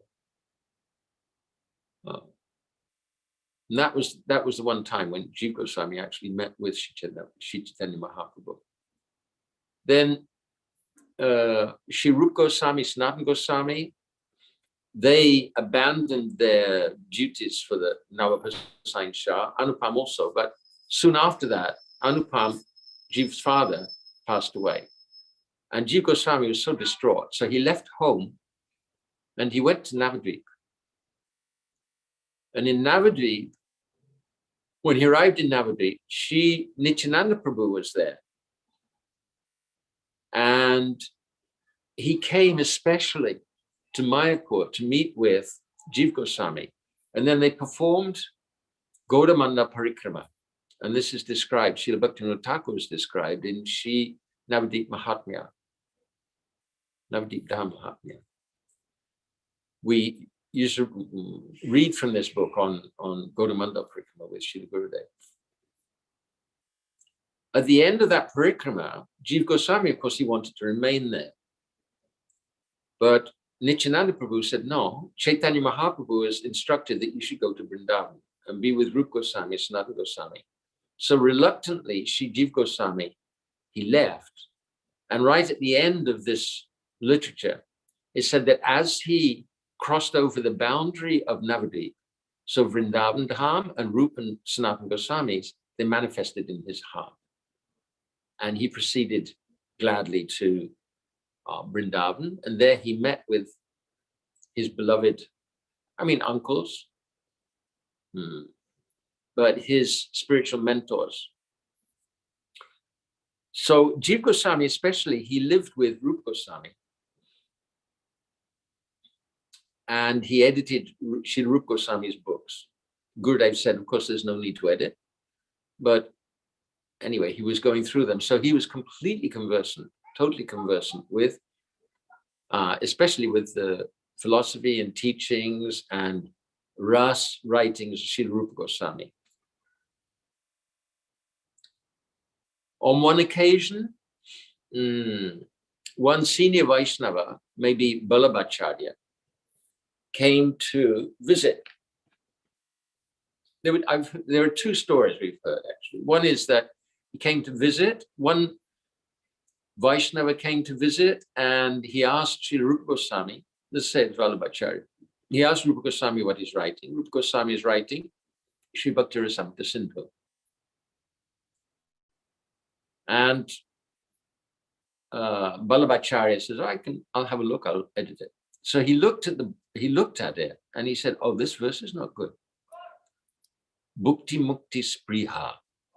He's saying that it says that if the witches for the desire of liberation and sense gratification are within the heart, then Krishna can't manifest in that heart. So Vallabhacharya challenged that verse. He said, liberation is not a witch. There are many great souls trying for liberation. You can't say that liberation is a witch. After that, he went for his bath, and Jiva Goswami said, Jiva was there, so he said, I'll come with you and I'll carry your lota. So on the way, he began explaining to Ballabhacharya. Now he's a young boy, and Ballabhacharya is very senior Vaishnava, very senior, and very distinguished also. He'd been given Maha Abhishek by many exalted Vaishnavas. So Jiva Goswami, this young boy, starts explaining that actually, my Guru Maharaj did not say that liberation is a wish. He said the desire for liberation is a wish. So when Ballabhacharya, he came back to Rupa Goswami, he said, who's this young man? And Rupa Goswami said, why? What happened? And Ballabhacharya related that. So afterwards, Jiva Goswami, Rupa Goswami told Jiva Goswami, you can't stay here. You're not qualified. You should have tolerated. He's my elder. He's very distinguished. You should tolerate. And Jiva Goswami was forced to leave. So to cut a long story short, Sanatana Goswami found Jiva emaciated, fasting, crying. And Sanatana Goswami came back to Rupa Goswami. He hid Jiva Goswami somewhere outside. And then he came to Rupa Goswami. He said, Rupa, what is our mercy to the Jivas? And Rupa said, oh, mercy, we have to show mercy to the Jivas. So Sanatana Goswami said, well, here's one Jiva that you have to show mercy to. Sanatana Goswami is Rupa Goswami's elder brother. So he accepted Jiva back. Jiva was sitting on his lap. They're both crying and crying. And then Rupa Goswami nursed him back to good health, and they were continuing.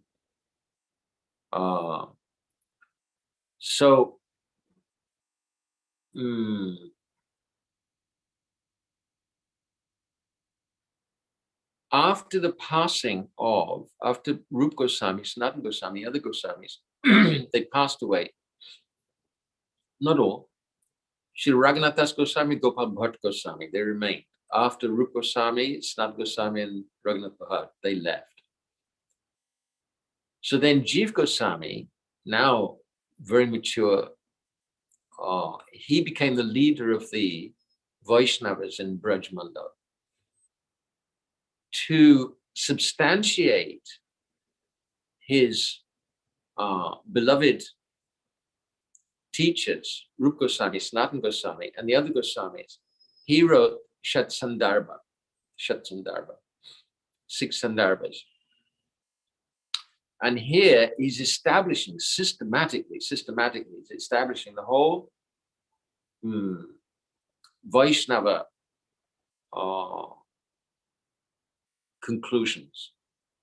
Tattva Sandarbha first, where he establishes that Srimad Bhagavatam is the most authoritative source of evidence. So Tattva Sandarbha, Paramatma Sandarbha, Krishna Sandarbha, Bhakti Sandarbha, Priti Sandarbha, I've mispronounced. So he wrote the 6 Sandarbhas to substantiate, because Rupa and Sanatana, the Goswamis, they were introducing something very, very revolutionary. Manjari Bhav and Braj Bhav. This is unprecedented. Before Chaitanya Mahaprabhu, poets like, for example, Sri Jayadev Goswami, Vidyapati, Chandidas, they'd written about prem, but nobody had described prem ras.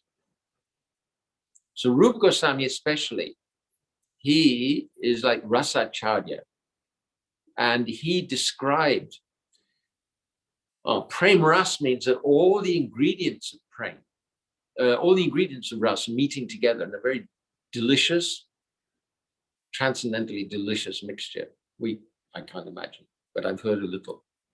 So we have Sthai Bhav mixed with the Vibhav, which is a stimulus, and those who taste Bhav. And then there's Anubhavs, Ashtasattvic Bhavs that Pujabhat Chaitanya Maharaj has spoken about. Anubhavs also, they're ecstatic symptoms, but they're somewhat more deliberate than the Ashtasattvic Bhavs. And then Sanchari Bhavs. These 5 ingredients all come together. So this is Prem Ras. And Srila Rupa Goswami, he's established a systematic account of Prem Rasa, and all in poetry. Every step, everywhere. I'm not saying he's not writing in prose, but his all of the points he's establishing poetry. He's the most astounding poet. Sri Chaitanya Mahaprabhu himself said that his handwriting is like rows of pearls. And it's said that beside the poetry of Rupa Goswami, all other poetry tastes a little bitter. No, moving on. Okay, so Srila Jiva Goswami's Samadhi is there. And then next to his Samadhi is, I suppose it must be Pushpa Samadhi of Srila Krishna's Kaviraj Goswami, who's the exalted author of Sri Chaitanya Charitamrita. Fascinating, beautiful biography of Sri Chaitanya Mahaprabhu. Goes deeper into Rasa even than Srimad Bhagavatam. And then proceeding on, opposite Srila Jiva Goswami's Samadhi, there's Pushpa Samadhi of our Srila Gurudev, Srila Bhaktivedanta Narayan Goswami Maharaj, and also Srila Bhaktivedanta Vaman Goswami Maharaj. Their Pushpa Samadhis are there. Then moving on round the Parikrama mark, so 2 rows down, there's a Pushpa Samadhi of Srila Saraswati Prabhupada. And my Guru Maharaj, when he was living at Radha-Damodara Temple, he used to come and offer flowers at this Pushpa Samadhi every day after his spiritual master obviously passed away. Preparing to go to the west. So one day he came, he offered flowers at the Pushpa Samadhi, bowed down. When he got up, there was Saraswati Prabhupada. And Saraswati Prabhupada said, "What are you doing here? Why haven't you gone to the west? We've made all arrangements. They're waiting for you." So after that, my Guru Maharaj, he made arrangements very, very quickly. And then he left to go to the west. Then proceeding on, continuing on the Parikrama, on the right-hand side, there's Pushpa Samadhi of Srila Bhakti Pramod Puri Goswami Maharaj. And then going up the slope, on the left-hand side, there's a well that Srila Jiva Goswami used to use, collecting water. On the right-hand side, there's Tulsi. And then coming down the slope again, we come into the courtyard. And there are the Samadhis of Srila Rupa, Samadhi and Bhajan Kuti of Srila Rupa Goswami. Most wonderful place. So on the wall of the Bhajan Kutir, there's a verse by Krishna Kavikarnapur. Priyasvarupe, Dayatasvarupe, Premasvarupe, Sahajabhirupe, Nijanurupe, Prabhureka-rupe, Tatana-rupe, Savilasarupe. Indeed, Srila Rupa Goswami, whose dear friend was Damada, was the exact replica of Sri Chaitanya Mahaprabhu, and he was very, very dear to the Lord. Dayatasvarupe. Being the embodiment of Sri Chaitanya Mahaprabhu's ecstatic love, Rupa Goswami was naturally very beautiful. Premasvarupe Sahajabhirupe. He very carefully followed the principles enunciated by the Lord, Nijanurupe, and he was a competent person to explain properly the pastimes of Lord Krishna. Sri Chaitanya Mahaprabhu expanded his mercy to Srila Rupa Goswami just so that he could render service by writing transcendental literatures. So that we pray, Sri Chaitanya Mano Bhishtam Sthapitan Yena Bhutale Swayam Rupa Kada Mahyam Dadati Sapadantikam. Sri Chaitanya Mahaprabhu, Mano Bhishtam, Srila Rupa Goswami, he fulfilled the Mano Bhishtam, he fulfilled the heart's desire of Lord Chaitanya. So this is actually our goal. Our goal is to understand the inner desire of our Guru Varga and to fulfill that desire as much as we can.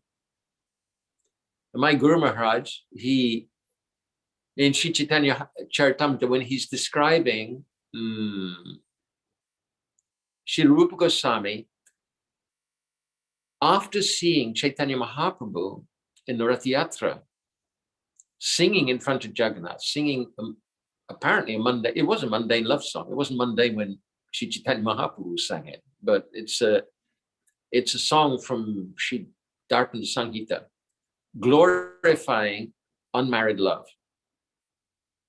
Heroine saying, oh, I'm with my husband now, we're married. It's boring. I remember when we were meeting before, secretly, not allowed, forbidden. So Chaitanya Mahaprabhu was singing this in front of Jagannath. Nobody could understand what was his mood, except Srngara-vata Goswami. He didn't tell anybody. But Srila Rupa Goswami, when he heard, he manifested his own shloka, describing the mood of Srimati Radhika when she met with Krishna at Kurukshetra. And when Rupa Goswami read that verse, he was astounded. He was in ecstasy. And he showed the verse to Radha-Damodara. And he said, how could Rupa Goswami, how could this Rupa have understood my mind? Because Rupa's just a new boy, quote unquote, new boy. Already deeply rustic. And Radha-Damodara Goswami said, you must have empowered him, otherwise it's not possible. So in the purports, my Guru Maharaj relates how he also wrote a poem for his Guru Maharaj, in which one verse, absolute is sentient, thou hast proved. Impersonal calamity, thou hast removed. So he's pointing to the mission of, part of the mission of Saraswati Prabhupada, to eliminate or to defeat Mayavad and impersonalism. And in the commentary, my Guru Maharaj says, so how could I have understood the heart of our Guru Maharaj? It means we have to be empowered. When we have this desire to fulfill the heart's desire by Guru Varga, then all blessings are there. There's one letter from Srila Gurudev. He says, this service is Manabhishta Seva. All the wealth of our acharyas is contained in this service. So it's very fortunate if somehow or other we can do this. And Chaitanya Mahaprabhu was fulfilling Manabhishta of such a personality as Sri Chaitanya Mahaprabhu. So how fortunate. It's said that Rupa Goswami had full access to the heart of Chaitanya Mahaprabhu.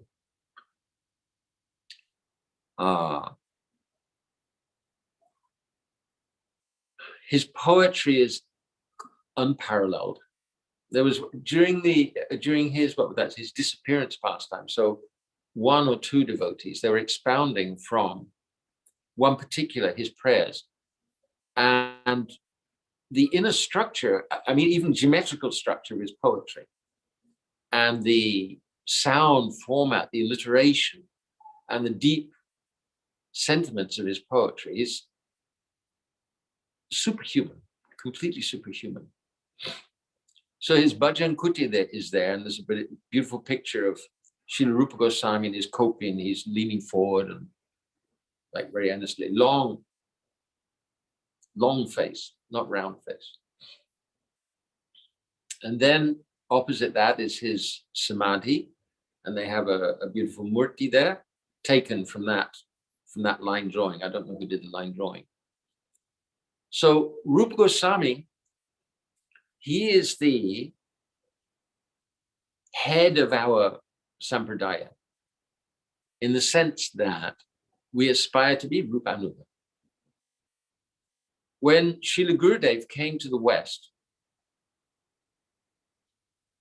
he actually at that time, he came in 96, May 96. So that time I was the editor of a journal. 1996 was the centennial year of my Guru Maharaj. He was born in 1896. So there's centennial celebration. And they had made a journal called Prabhupada Anuga, following Prabhupada. And Gurudev objected. I was the editor of that. He didn't challenge me personally on it, but he gave a lecture on it.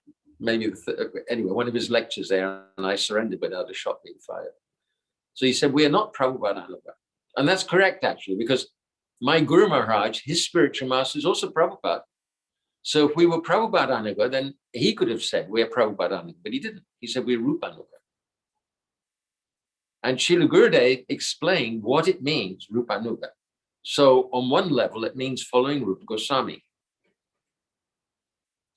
But on another level, it means actually following Rupa Manjari. Srila Rupa Goswami in the spiritual world, in Krishna's pastimes, his form is Rupa Manjari. And he's the chief Manjari following Lalita Devi in Lalita Gan.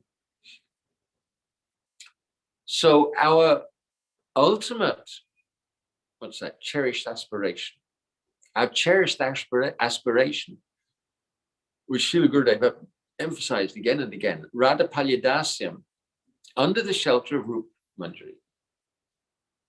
And he explained in those early lectures,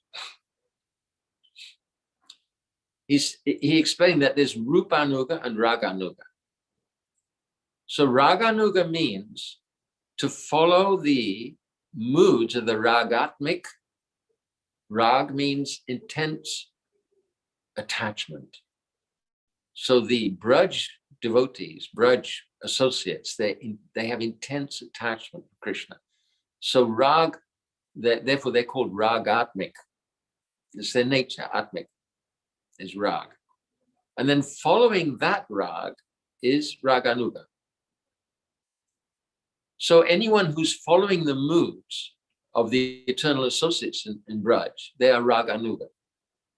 But they may not all be Rupanuga, because somebody may be, for example, give a simple example, in Jaiva Dharma,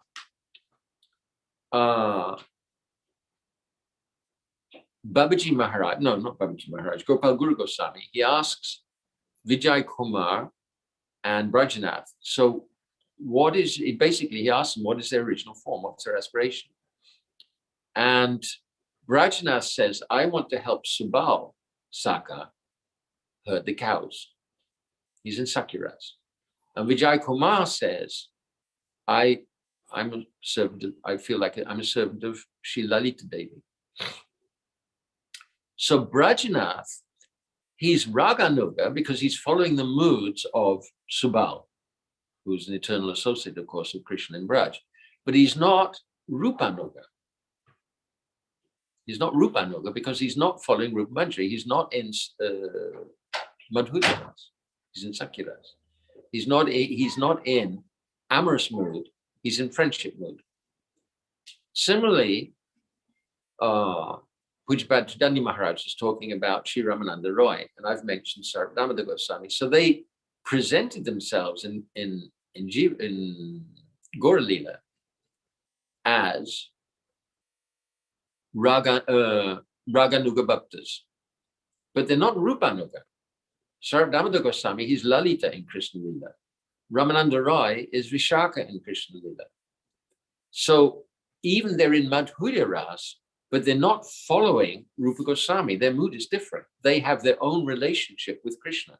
Lalita, Vishaka, and the Ashtasakis. They have their own relationship, direct relationship with Krishna, whereas the Manjaris don't. They don't have any desire to associate with Krishna in the same way that the Sakis do. So Raghunath Goswami is praying. What's that?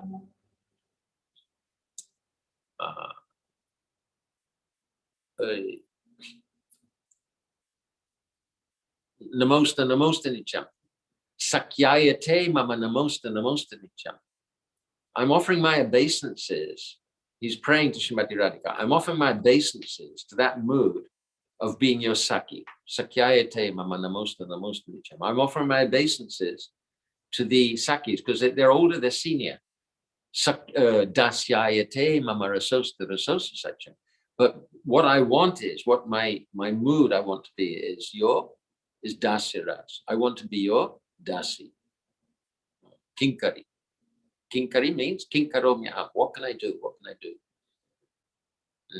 So Rupa Goswami or Rup Manjari is, Shri Gurudev explained that our goal is to be both Raganuga and Rupanuga, following Shri Rupa Manjari. It's very, very, very distant goal. But at least we should understand what the goal is. Like if somebody wants to go to India, so they start collecting money and they get the visa and all like that. November the 15th. And then they can go. So they know the goal is there. They know what the goal is. But in the meantime, there are these practical steps that they take. So we have to practice Vaidhi Bhakti step by step, and gradually, as Sri Chaitanya Mahaprabhu described to Sanatana Goswami, he's describing the 64 limbs of bhakti, and then straight into Raganuga Bhakti. And he says those who develop intense attachment, they're very, very fortunate. And then he's talking about Svarasiki, talking about following the associates of Braj according to one's own taste, according to one's own nature. Not that somebody stamps us with a Sarup in Manjari Bhav or a Sarup in Sakhi Bhav. No. According to our innate nature, as Sri Gurudev, Prabhupada, they've all said that it's there already.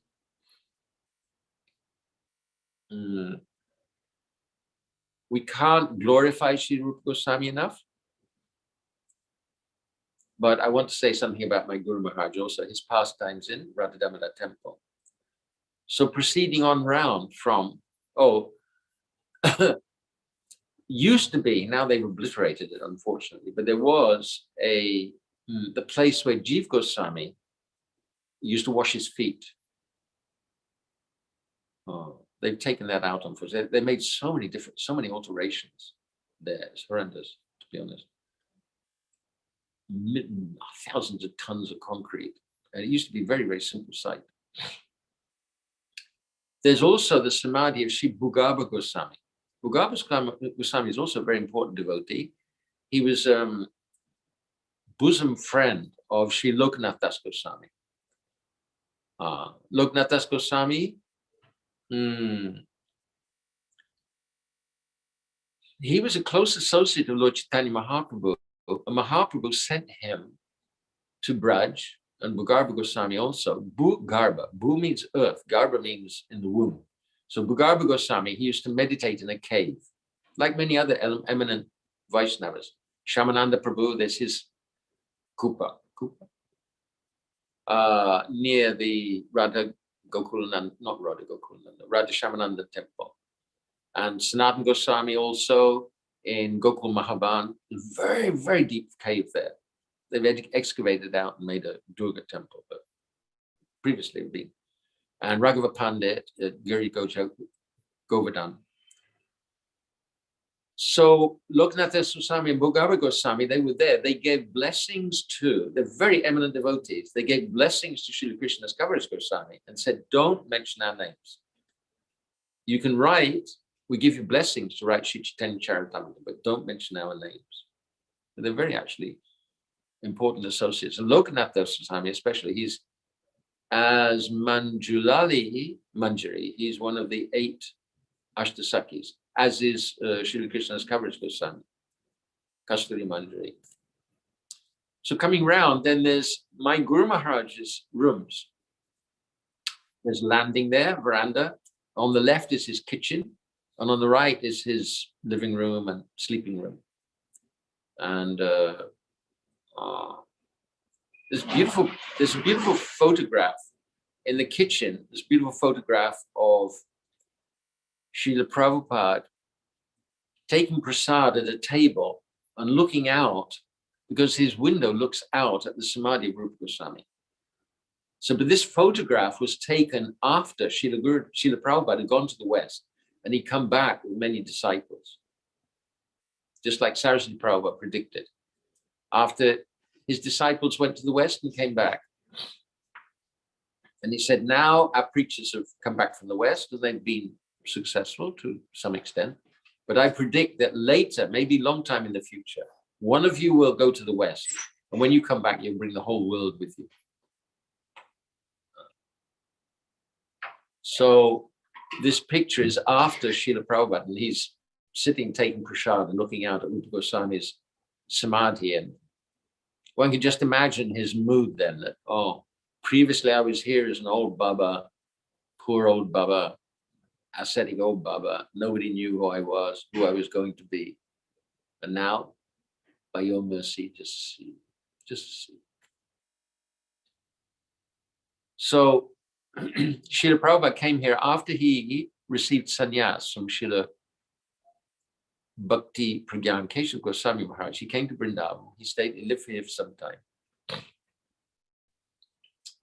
He didn't immediately come to Radha-Damodara Temple. He went to another one. And then he came to stay, and he stayed at Radha-Damodara Temple for some time. So he was known at that time, he was known as very ascetic.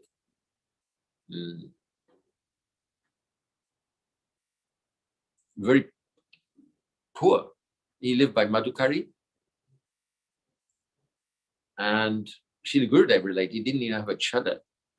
When he came, he used to bring his own chadar, he put it on the floor, on the ground, and then he and Srila Prabhupada would sit on it and talk and cook like this.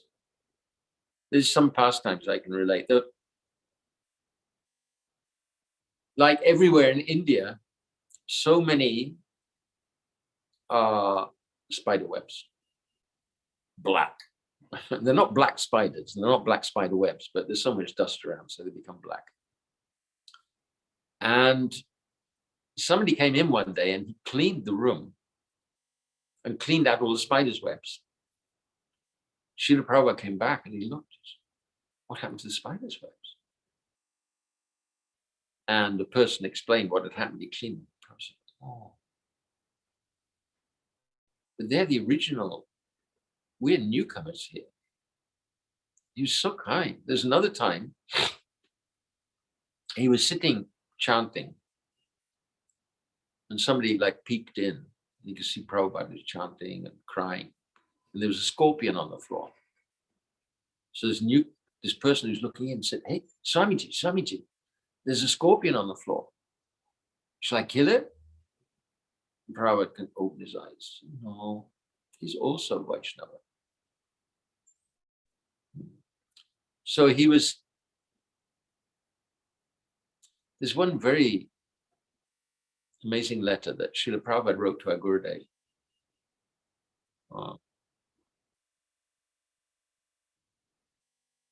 Srila Prabhupada was at that time, he was in San Francisco, I suppose, or somewhere on the West Coast. He'd had very, very serious, like a stroke or something like that. There's one video, he says, "I did not know whether I will exist." So his health, he said, "I'm being kept alive only by the prayers of my disciples." He said, "There's no lack here of prasadam and people to serve me, but I'm appreciating more and more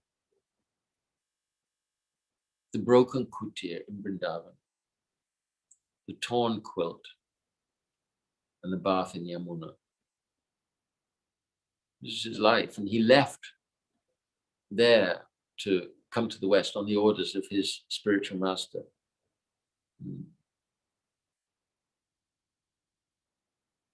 There's one Babaji was living, I don't know if he still is, Hridayananda Goswami, Hridayananda Babaji Maharaj. So he was living like right next to Radha-Damodara.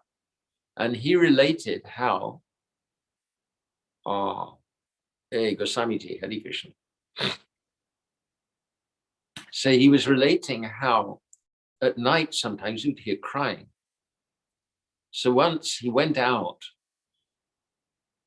to see what was happening, and my Guru Maharaj was sweeping in the yard and crying and calling out, "Oh Gurudev, oh Gurudev, you give me such a heavy task. How can I fulfill this task? How can I go preach in English in the West? How can I do this?" It was unthinkable then. He's one old Baba, no money, no friends, no contacts, to go and to go to take over the West. It's unthinkable. Such a heavy task.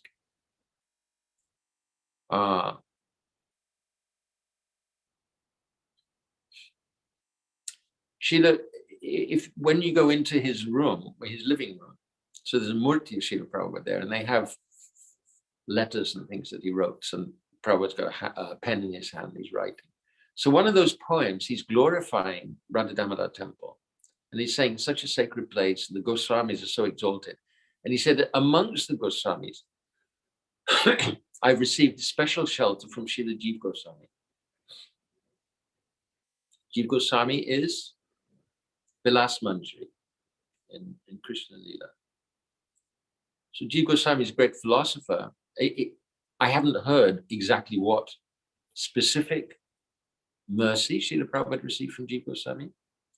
I did feel that Jiva Goswami being kind to me, like manifesting some proof of individual spirit soul, Atman, supreme spirit soul. His philosophy, his definition of tattva is that tattva means it's true by experience and it can't be sublated. It means it can't be changed or it can't be reduced to anything else. This is tattva. So that it's a very important point to introduce that actually all the elements of Sankhya philosophy, they're all, tattva means they're all true by experience, and you can't deny them, because if you try to deny them, they're present in the denial. I won't go into detail. Srila Prabhupada, he was very mindful about his journey to the West, and his friends in Vrindavan, his colleagues, or I don't know, they were against this idea. For one thing, if an Indian person goes beyond India, especially crosses the ocean, then he loses his caste. So Srila Prabhupada called a special meeting. He called them all together and he said, look, I've prepared these books, Srimad Bhagavatam, and I want to send them to the West. So I want you to bless these books to go to the West. And then he was handed the 3 volumes, I think, of first canto. And they're all solemnly blessing the books like that. So Prabhupada got them back on his table. And he said, now, these books can't go to the West by themselves. Somebody has to go with them. So I want you to give me blessings that I can go to the West and take this Srimad Bhagavatam with me.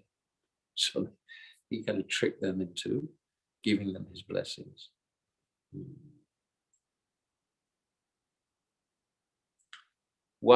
There was one person, a milkman, used to come. And one day he used to bring milk to Srila Prabhupada. And one day he came, the door was locked. So where's Swamiji? Oh, you didn't know? He's gone to the West. Gone to the West? Yeah. So then some years later, he saw Srila Prabhupada on the Parikrama marg, surrounded by Western disciples. And this milkman is standing a little distant away. And Prabhupada saw him and called him, oh, come on, come on.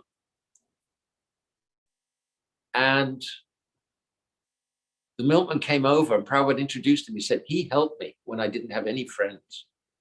Then he had somehow the Prabhupada had a necklace somebody had given him of semi-precious stones. And he took the necklace and he gave it to the milkman.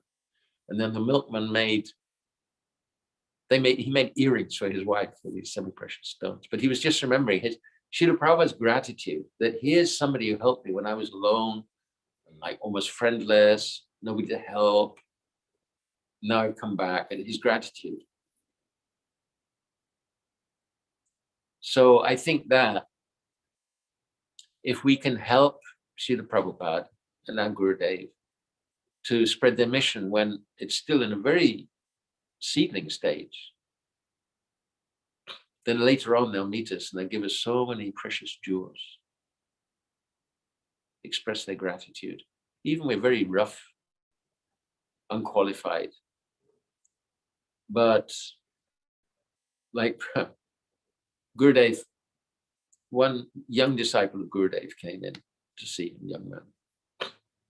And he said, Gurudev, I'm very bogus. And Gurudev said, yes, I love bogus people. He said, Gurudev, I'm very, very bogus. And Srila Gurudev said, yes, I love very, very bogus people. Very, very bogus. But just don't criticize Vaishnavas.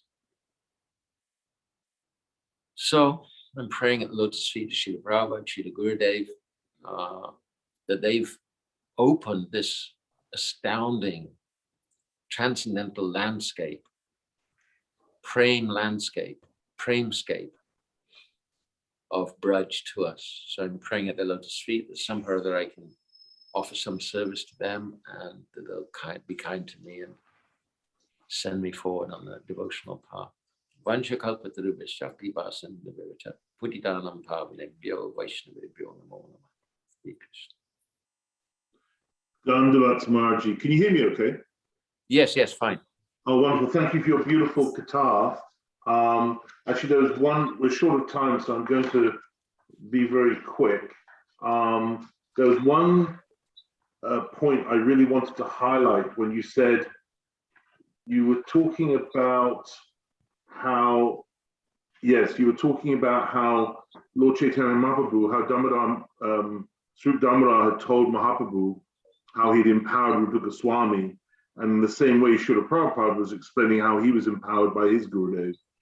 And you were alluding to the fact that if we can understand the heart of our Guru, then we can be empowered fully. And I thought that was very instructive for all of us to try and follow our Guru more firmly, with more faith and more enthusiasm. And it was linked very nicely with the Dhruva Maharaj stories of, was it yesterday, where you and others were both, because it was an evening as well, were explaining that although we don't want the same goal, desire as Dhruva Maharaj, his firm faith in Narada Muni held him in such great stead. So I thought that was a really pertinent, I mean, there are many pertinent parts of your katha, but that was the thing that went most into my heart. It's not just following, but it's understanding their specific desire. Understand their speciality. Yeah, and Srila Gurudev emphasized, like there's one time we're on the roof with him in Mathura. So he said, I know you want to hear how Swamiji walked and how he lifted his cup when he's drinking, but you should know the speciality. Yeah. You know the speciality, like he explained the speciality of his Guru Maharaj. So if we don't know the speciality, then we can't fulfill the heart's desire of our acharyas. Yeah. So he was emphasizing that. I felt that very strongly during the Tirubal Festival of Rupa Goswami, because it made such a strong impression upon me how that is Gurudev's heart's desire, and how and Chaitanya Maharaj had impressed that upon me a lot. And yeah, you definitely feel that flow of mercy when you're more attuned to Gurudev's heart's desire, your Gurudev's heart's desire. Maharaj, you mentioned about a story of Radha binding Krishna. Where is that story? I don't remember where I've read it. I think it's in Sri Rupa Goswami is written in Sri Kartik Mahatmya. But I've read it somewhere and I don't remember where I've read it. I haven't read the Kartik Mahatmya, but I've read that. I've read a quotation. Well, if you find anything about that, please let me know. Okay. It's amazing. And it was a very brief pastime, but could you just, when Jiva Goswami went to Navadvip, you mentioned that he wanted to stay there, but Nityananda Prabhu ordered him back to Vrindavan based on Mahaprabhu's orders. And then you said that he left. There was just that one bit. It was a beautiful vision, but it kind of went so quickly I couldn't follow it. It was he went over the river in Navadvip, and then he met with just explain that. Just go through that again, would you? It was very beautiful. At the very end of Sri Navadvip Dham Mahatmya, Sri Thakur Bhaktivinoda says that as Sri Jiva Goswami went over the boundary, wherever that is, I don't know, went over the boundary of Navadvip, then Vrindavan and his uncles Rupa and Sanatan awakened in his heart. Oh. Beautiful. Thank you so much. Okay. shifting swiftly back to Godrum and our Shripad Bhaktivedanta Tridandi Maharaj, part of this duet, this flute duet of Sri Gurudev's. And I think you're finishing in Srngara-vata, right, Maharaj? Yeah, Srngara-vata. Okay, shall I move ahead? Yes. Okay. All glories to Sri Guru and Sri Gauranga. So we're continuing our Parikrama. We've come from Imlitala, and we've heard something of the glories of Seva-kunja. Of course, all these glories are very much under wraps, so to speak. And the key, as our beloved Bhaktivedanta Nemi Maharaj has described, is in the hands of all our acharyas. And those keys get turned according to our affection and nishta and service to the acharyas. This is how all of this becomes revealed to the practicing sadhaks, that when we take shelter, as we've just done for the last hour in Radha-Damodara, hearing about all these illustrious personalities that we are connecting to the current of their teachings, etc. And this is allowing us, particularly by Srila Bhaktivedanta Narayan Goswami, he's particularly taking us in to this these Braja Prem topics, this Braja Ras. Before I came to Srila Bhaktivedanta Narayan Goswami Maharaj, I practically had no idea really of these topics at all. So today, where we've been to Imlitala and Seva-kunja and Radha-Damodara, these places themselves just ooze with these rasic pastimes. And as Srila Bhaktivedanta Nemi Maharaj described, there is the Rasa Tattva and there is the Tattva Vichar. Tattva Vichar and Rasa Vichar, these two parallel states of consciousness, we can say, that both simultaneously should be cultivated. But particularly today, we are sitting in a rasic focused place because Imlitala was such a rasic appreciation of the manifestation of Mahaprabhu in separation from Krishna, in separation from Sri Radhika, and then Seva-kunja was so beautiful continuation from there. And now we've journeyed around to our final destination of Srngara-vata. Srngara-vata is the actual place where Krishna catches up with Radhika and pacifies her man by decorating her with flowers, etc., her hair and everything. And as Pujapad Nemi Maharaj described, that now Sri Radhika is sitting in the place of Swadhina Bhartika. She's in this highest heroine's state where she's completely controlling Krishna. And together they begin to wander through the forest. And at that time, as I already described, the gopis, they are beginning to catch up. Krishna leaves by that beautiful arrangement when he asks Radhika to sit on his shoulder. And Radhika, she goes to sit on his shoulder and Krishna disappears. Radhika thinks that she has made an offense by requesting Krishna to carry her. And she falls piteously to the ground. And at that point, now this is the very important point of this whole Lila, then the gopis, they catch up and they see the extremity of Radhika's separation. They see the height of her separation. And they were feeling previously that they were suffering excruciatingly. As I described, they were like demented mad women. This is how Shukadev Goswami describes them. But when they meet Sri Radhika, when they see her condition of separation, then they are all silenced. Then they realized actually the love that Sri Radhika has for Krishna is 1,000,000 times greater than any of us. So this was the delicate equation that Krishna wanted to create so that Radhika would be fully installed in the center of the Ras with the full due honor by all the other gopis. When they've seen her separation, when Krishna has left her, she's cried out, "Hey hey Raman Preshta, Kwasi Kwasi Mahabhuja." She cries out this beautiful verse in lamentation and then falls to the ground. So we can't conceive of this mood of separation. This is from another dimension, so to speak. This is Madanakiya Mahabharat. This is the highest bhav in separation. This is again when these 8 blazing emotions that touch the very core of the elements of the body, earth, water, fire, air, and ether, are being propelled into a completely blazing condition. This is how all the gopis find Sri Radhika. And then they all, even Chandravali runs forward and tries to, I think you have to mute somebody. There's chanting into the microphone. Yashoda, you know how to mute people? Okay. Very nice to hear the Maha Mantra coming through there, whoever it was. Thank you. So, yes, this is what Radha and Krishna designed, that Radhika would become again the total queen of the Rasa. Only in this way will the Rasa become completely, reach its pinnacle, where all of the gopis will achieve this highest state.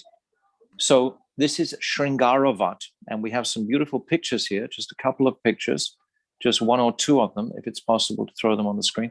It's an extraordinarily beautiful, quiet type of a hidden away, somewhat temple.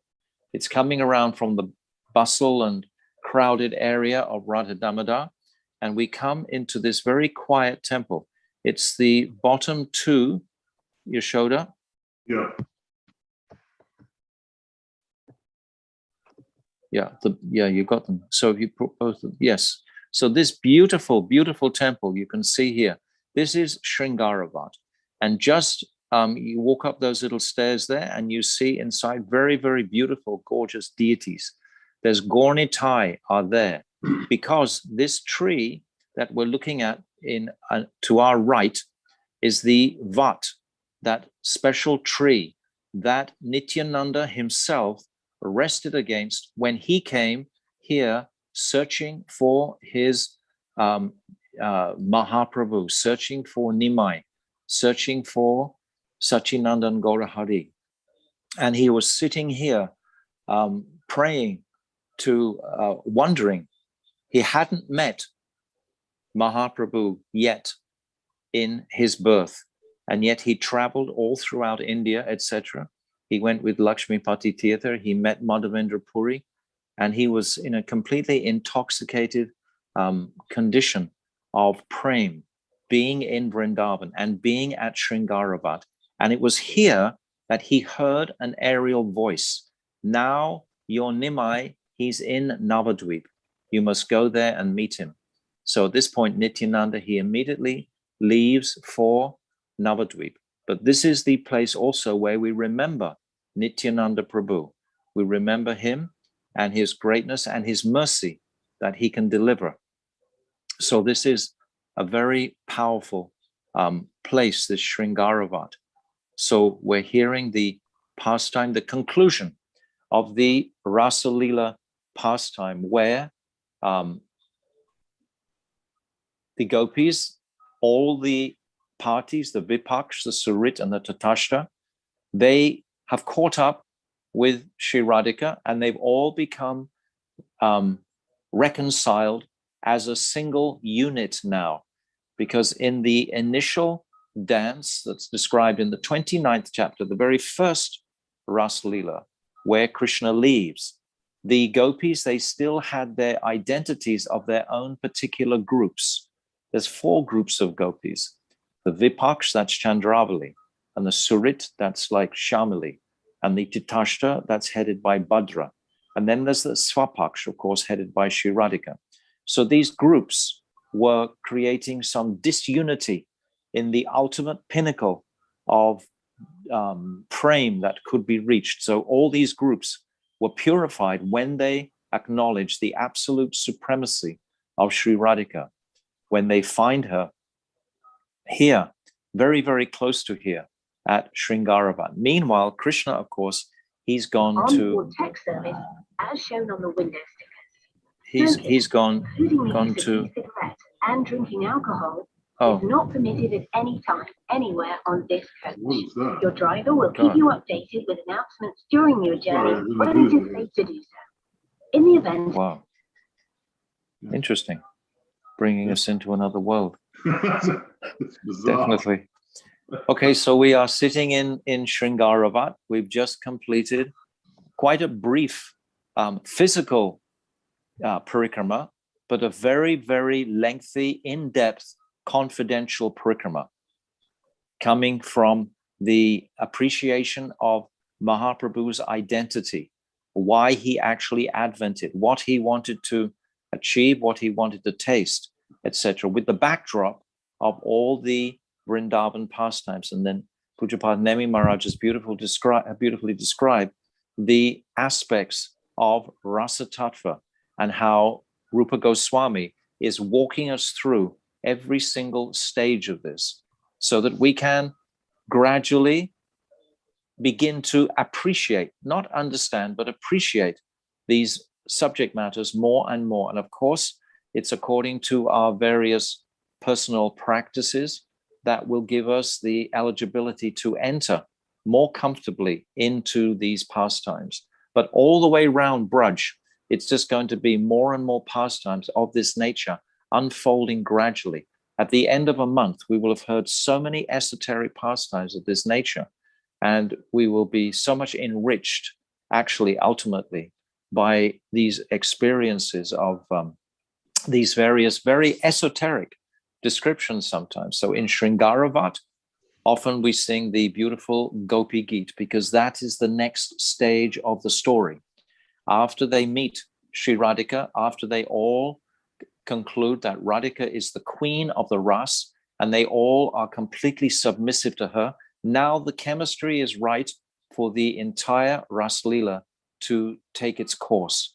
And then all of them together, they go to the very beautiful, clean banks of the Jamuna close by, and then they begin to sing, Jayati te dikam janmana braja shrayata indira shashwaratrahi daita drishyatam dikshutavakas tvaidrita shavas tvam vichinvate. This most beautiful, there's 18 verses, this most beautiful Gopi Geet. It's probably the most beautiful chapter in all of the Bhagavatam. It's the pinnacle of the separation mood that the gopis collectively are trying to invoke Krishna's presence to come back and nourish their hearts once more. They've all just been touched by dancing previously with him, so he ignited that prema to such a pitch, and then he left them. So this meeting and separation mood must be there, because without the separation, then the height of the meeting cannot be achieved. So the separation is part of the process, we can say, to actually bring about the greatest bliss and pleasure of meeting. It's described that meeting and separation both have the same extremities of bliss within them. They both ultimately, this Madanakiya Mahabharat is separation. And this is described as having 8 blazing Sattvika bhavs. And the Madanakiya Mahabharat also has 8 blazing Sattvika bhavs. So both, Gurudev used to say regularly that separation is the pinnacle and meeting is the highest. So don't try to differentiate and become logical about which is more blissful than the other. So we have that conclusion given by Srila Gurudev. So after this song of separation, then of course Krishna, he's completely satisfied. Now everything is correct. Now we can proceed with the Ras Lila. Then he comes back into their midst, and there's the beautiful verse that he quotes to them, Na paryeham niravadya samyujam swasadu krityam vibudya syapiva, that he's begging, he's holding his pitamba between his teeth, and he's begging the gopis that I cannot repay you for your love and devotion. You've left your home. you've left your families, you've left absolutely everything just to come and offer your devotion to me and to dance with me on this night. I cannot repay you even in a day or a night, a lifetime of Lord Brahma.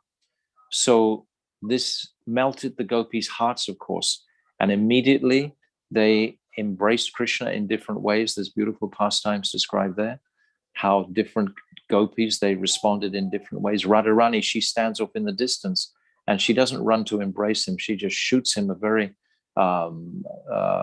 Manini glance from her eyebrows. How did you put us through so much torturous separation?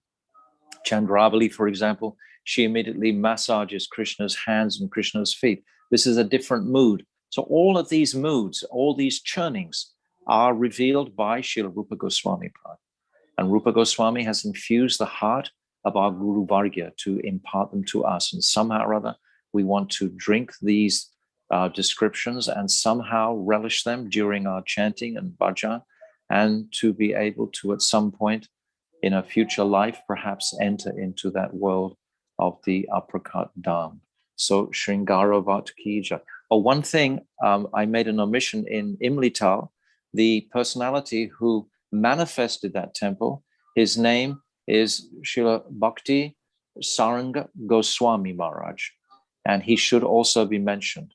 Srila Bhakti Saranga Goswami Maharaj was a greatly influential type of personality, a disciple of Srila Bhakti Siddhanta Saraswati, and he managed to secure that property and built that temple. So Srila Gurudev always will glorify that personality, but I omitted him when we were sitting there. But now we're from Srngara-vata, and now we're just going to proceed around the bank of the Jamuna on our left and return to our Gopinath Bhavan for our lunch prasadam. So Parikrama, fourth day, Ki Jai. Dandavat pranams to all the devotees who have so patiently listened all the way through today. It's been a long class, and hopefully we'll keep it a bit shorter next time. I'm just taking advantage of you all sitting there. If we were on Parikrama, we wouldn't be allowed more than 10 or 12 minutes maximum.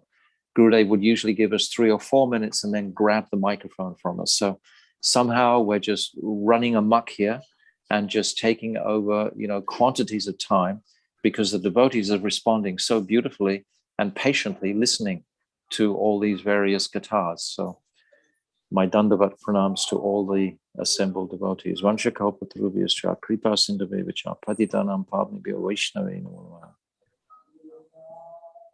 Haribol. Maharaj.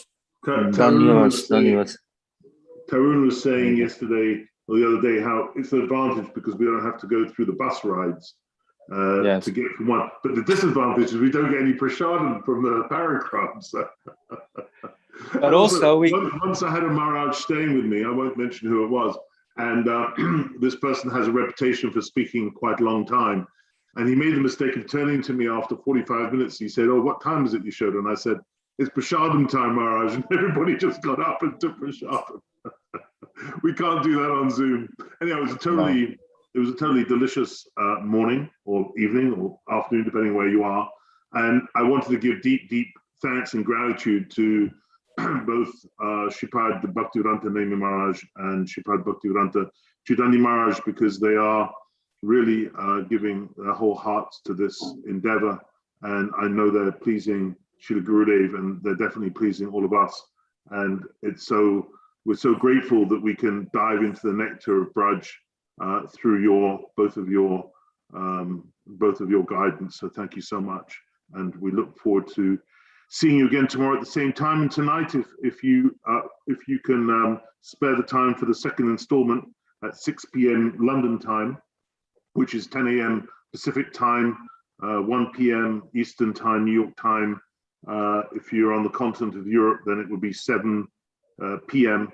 And we have tonight on the same locations, Shripad Bhaktivedanta Bhagavat Maharaj, Srimati Shamarani Didi, and Shriman Prem Priyojan Prabhu. Hari Bol, and I will hand over to Shriman Manas Prabhu, who will be performing his beautiful kirtan to close the program out. Hari Bol. Manas, do I have to I think I probably have to ask. Hari Bol. Yeah, you're there. Fantastic, Prabhu. Lovely to see you. Hari Bol, Dandavat. Dandavat. Dandavat. Smiling as Dandavat ever. Give my love to your beautiful wife. Okay. Dandavat Maharaj Ji. Hari Bol, Hari Bol.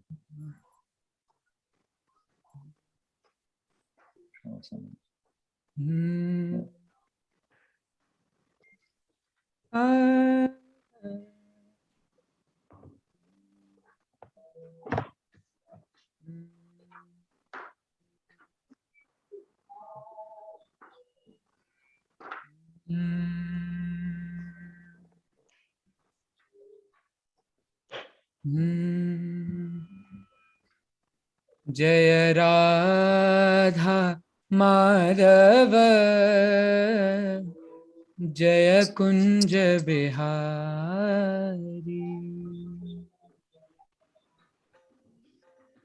Jaya Radha Madhava Jaya Kunja Bihari Jaya Radha Madhava Jaya Kunja Bihari Jaya Gopi Jana Vallabha Jaya Girivaradhari Jaya Gopi Jana Vallabha Jaya Girivaradhari Jaya Radha Madhava Jaya Kunja Bihari Jaya Radha Madhava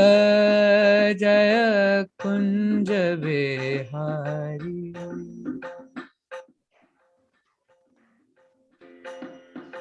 Yashodanandana Vraja Janaranjana Yashodanandana Vraja Janaranjana Yashodanandana Vraja Janaranjana Yashodanandana Vraja Janaranjana Yamuna Tiravanachari Yamuna Tiravanachari Jaya Kunja Bihari Jaya Radha Madhava Jaya Kunja Bihari Jaya Radha Madhava Jaya Kunja Bihari Oh Hare Krishna Krishna Krishna Hare Hare Hare Krishna Krishna Krishna Krishna Hare Hare Hare Rama Rama Rama Hare Hare Hare Krishna Krishna Krishna Hare Hare Hare Krishna Krishna Krishna Hare Hare Hare Rama Rama Rama Hare Hare Hare Rama Rama Rama Hare Hare Hare Krishna Krishna Krishna Hare Hare Hare Rama